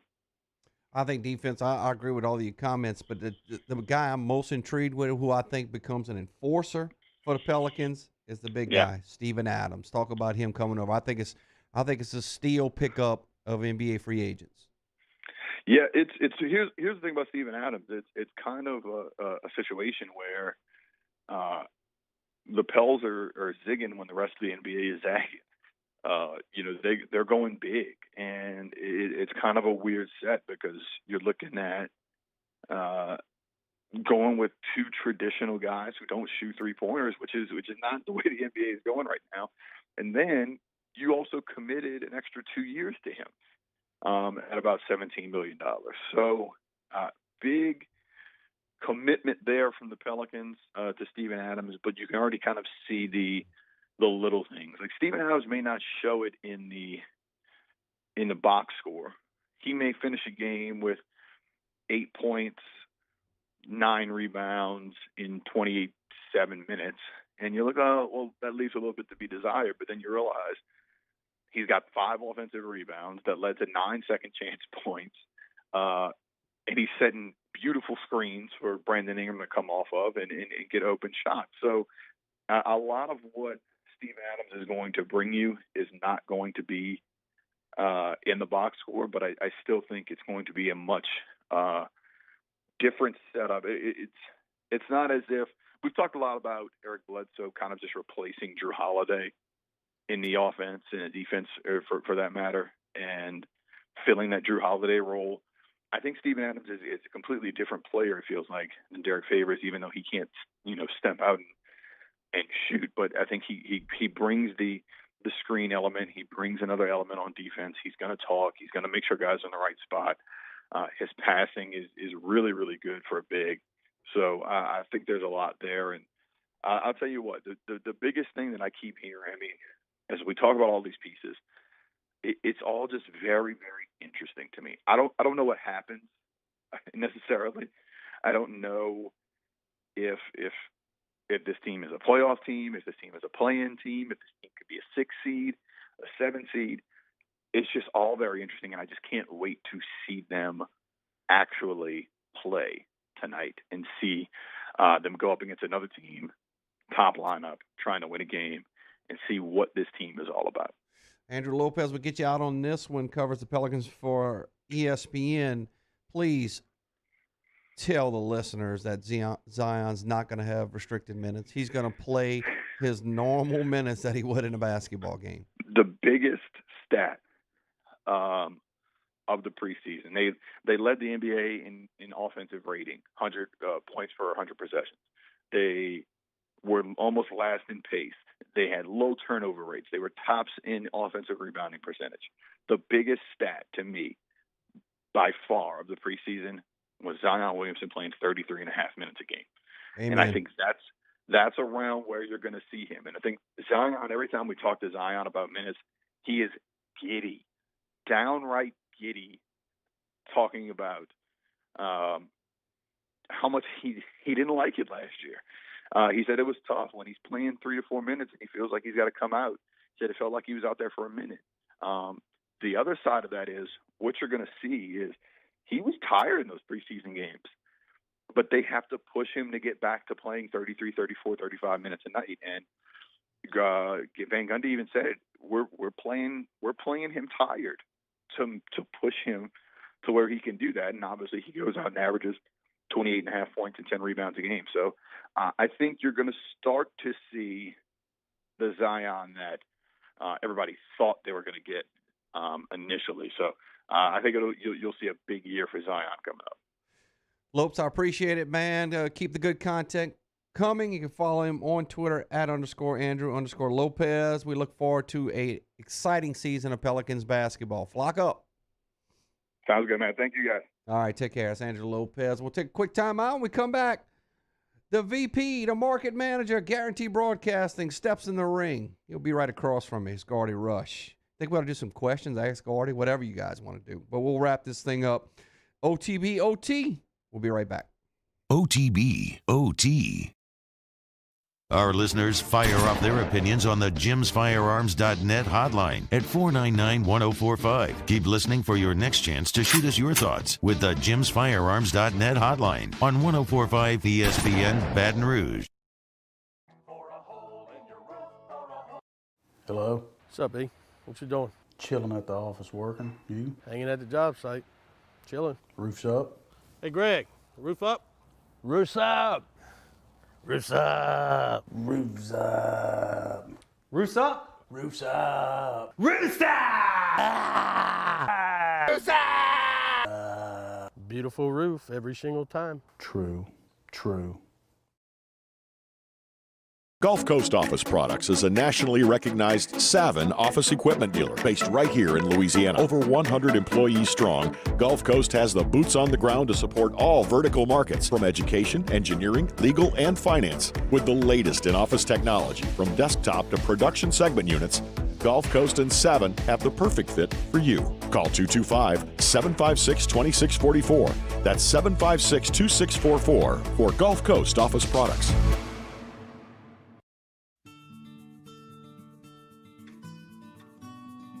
This is a house call. This is a follow-up appointment. This is a diabetes checkup. This isn't just more convenient care, it's more advanced care. This is innovating healthcare at Louisiana's #1 hospital, Auctioner. At All-Star Toyota, you get it all. If you're in the market for an all-new Toyota vehicle, come see our friendly and knowledgeable sales team at All-Star Toyota. Located in Baton Rouge at the corner of Airline and Goodwood, we've been serving our community since 2005 by offering a large selection of new Toyota cars, trucks, and SUVs. Get behind the wheel of your dream car and take a test drive at All-Star Toyota today. Gulf Coast Bank and Trust is a local bank with a straightforward philosophy. It's about doing the right thing for our customers. Participating in our community with annual local fundraisers, offering individual attention in a modern banking atmosphere with a trusted local company. Gulf Coast Bank invested in technology with a local touch, giving our customers the power to bank anywhere, anytime. We're building relationships through personal service as the bank that cares about you. Gulf Coast Bank and Trust, the bank that cares about you. ServiceMaster Elite create clean, disinfected work environments. As a local business, we take pride in serving the New Orleans and Baton Rouge areas. Our cleaning protocols follow CDC and OSHA standards for healthcare settings, offices, senior living, restaurants, and industrial plants. Contact ServiceMaster Elite to get your operation ready for reopening with germ disinfection cleaning. ServiceMaster Elite, the trusted choice in professional cleaning since 1996. To all of our heroes working on the front lines of this COVID-19 pandemic, your bravery and selflessness represent the very best of us, and we want to say thank you. I'm asking everyone around the state to join me in celebrating the heroism of our healthcare professionals on the 19th of every month at 1900 hours, that's 7 p.m. Write a note of appreciation, make plans to donate to charitable organizations, or say a prayer. To learn more, visit 19thanks.org. Thank you, and God bless. If I built a van, It would do more than haul. It would carry my entire business. I'd make it available in dozens. Make that thousands of configurations.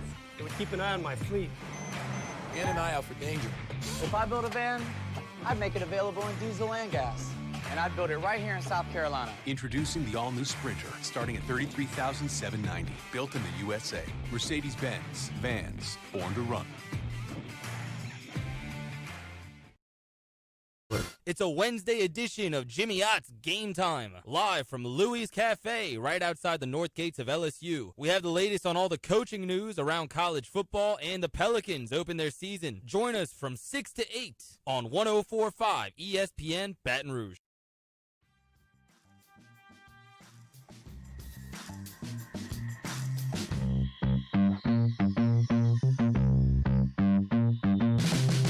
OTB OT with T-Bob Hebert, ESPN Baton Rouge, New Orleans, Alexandria. Final segment here on OTB OT. It's been absolutely fun to bring you all of the news today. Can't thank Matt Musso and Danny Cardenas enough for what they've done today. It's been a great show. We had some really great guests. You can go check that out on demand, 1045ESPN.com, presented by All-Star Toyota of Baton Rouge, and on-demand sound brought to you by Carriages in Baton Rouge. I told you Gardy would come, and he's here. Let's bring in the VP and Market Manager at Guarantee and the football sideline reporter with the LSU Sports Radio Network, Gardy Rush. What's up, Gardy? I'm just thawing out from Saturday, man. It's cold in here. I didn't put here. enough layers. I'm talking about from that game. It got cold in the second half.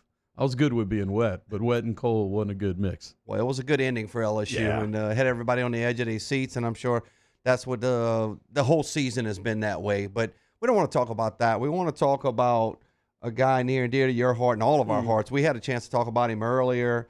Every guest that came on had something to say about this guy. That's Steve Ensminger, who'll step down as the offensive coordinator, but see a great picture of him right there. He'll be an analyst. He'll still have his handprint on things, but I know you got some good memories of Steve, and you've had a chance to know him, obviously, because he's family. Yeah, and look, if everybody, I thought it was funny with all the text messages. I don't think there's anything black and white in this, deal. And it eventually Steve, Steve didn't want to do this his whole life, right? I mean, at some point Steve wanted to step down, and I think he also realized when they brought in Brady that it was going to be some sort of transitional role, right? And obviously Joe Brady didn't want to he didn't want the college game and didn't want that, and so look, I think Steve's really happy where he's at right now. Coaches don't ever want to retire 100% and stay home. I think he can go in and break film and still be an asset and be around the program. But my perspective on Steve and God bless our family, Steve's immediate family, with the year with Carly passing, and I could go through that story with you on December 28th, and then his dad passed, had COVID and had a heart attack back in August, and been other trials, and I mean they've been doing football since June, right? And here's a guy that sleeps on his couch half the time. I think for him to have come back to Baton Rouge and to finish his career on such a high note, after being a really hot name back around when I played, 90s in Clemson and Texas Auburn. A&M and Georgia, and in Auburn, I think it's you take a step back, and I think he's thrilled to leave at his alma mater, win a national championship, and have the run that he did here at LSU. Obviously, Steve will still be around the program. LSU, for the first time since 1999, will have to hire an offensive and a defensive coordinator. Jarrett did that back then. Not going to get you to speculate on any of that stuff, but yeah, I really don't. I don't know. I mean, I'm sure you've gotten that question. I took the week off. I stayed in Florida for a while last week, so I took the week off. But I'm sure they got names and they got beads on, and after the first, they'll start moving. Yeah, I'm sure you got that question 1,000 times already. No. Gardy does not know who the new offense and defensive coordinator. I imagine Russ Callaway's a part of something. They brought him in for Sanford. They had a good run, Neil Callaway's. So I don't know how he fits into the equation, but it makes sense that everybody was pretty impressed with Russ. So we'll see what happens there. Yeah, he was part of the offensive analyst staff, and obviously he understands spread and principles and everything like that. You guys made it through the season, man. It was tough. It had to be a grind. I know you and Chris and the folks with the LSU Sports Radio Network, kudos to y'all because that was not an easy thing to do all season long, and it was hard for the players and coaches too. Man, from my perspective, look, from Guarantee's perspective, we're thrilled that we've had 10 games to play, right? So you just kind of nutted up and went through it. It wasn't sexy football. It was football. Yeah, it was football. It wasn't great football. It wasn't great stands. It wasn't great environments. But I think the fact that you had football was a blessing, and that's kind of where it's at right now. Christmas shopping done? No, I haven't started. Did I just curse? Anyway, we didn't catch that. Edit that. No, my wife does most of them. I got a few more gifts. I'm just delivering client gift packages, so that's kind of why I'm in. Very important. Just wrapping up some things like that, like everyone else, and appreciate Daniel and Musso. This was a long football season. Everybody gassed, right? And I appreciate it. I thank you for coming in. Yeah, I know it's been fun, man. I appreciate you guys letting me be a part of it. Yep. A little bit on Langlois Insurance, Donaldsonville. That's what I like. Even the guest hostess are pimping. I'm a walking billboard for these two. I appreciate both those fine businesses. If you need a tool, Donaldsonville Glass. D-Ville Glass, I got you. If you need it's DGB. Is that what it goes by? DGB. All right. And then I know BG. So you know BG. I know I'm BG. Unfortunately, I'm on a text message just 24/7, 365 with those guys. Good people, though. Absolutely, man. Thanks for coming in to wrap it up. And Merry Christmas to you and yours. Congratulations to your wife, man. No, she had some honors there. She's the rock star in the family. Hey, Merry Christmas to all our listeners. Appreciate everybody. We couldn't do this without your engagement, your involvement, and just being a part of this radio station. Musso, appreciate it. Danny, appreciate it. You guys, you can't leave. You got a little work still to do today, but once you do, unplug, enjoy times with your families. Certainly appreciate the guys having me, and I'll be back in on Monday. All right. To host this thing, and they You're doing good, man. Looking forward to it. You want your own show? Maybe do 10 that. to 12. I try. Bump Greenberg. I'm happy with him coming back. I didn't really have a choice, but yeah. No, I anyway. like him. I know a lot of people. Put a poll up, Musso. Are they happy with Greenberg or Stugotz? Where's everybody feeling that? Give me Greenberg all day. What's that? Jets, Okay. Jets. He's better than Stephen A. You guys are great. You guys are great in the YouTube chat. I know nobody else ever tells you that. Merry Christmas to all of you. This has been Off the Bench.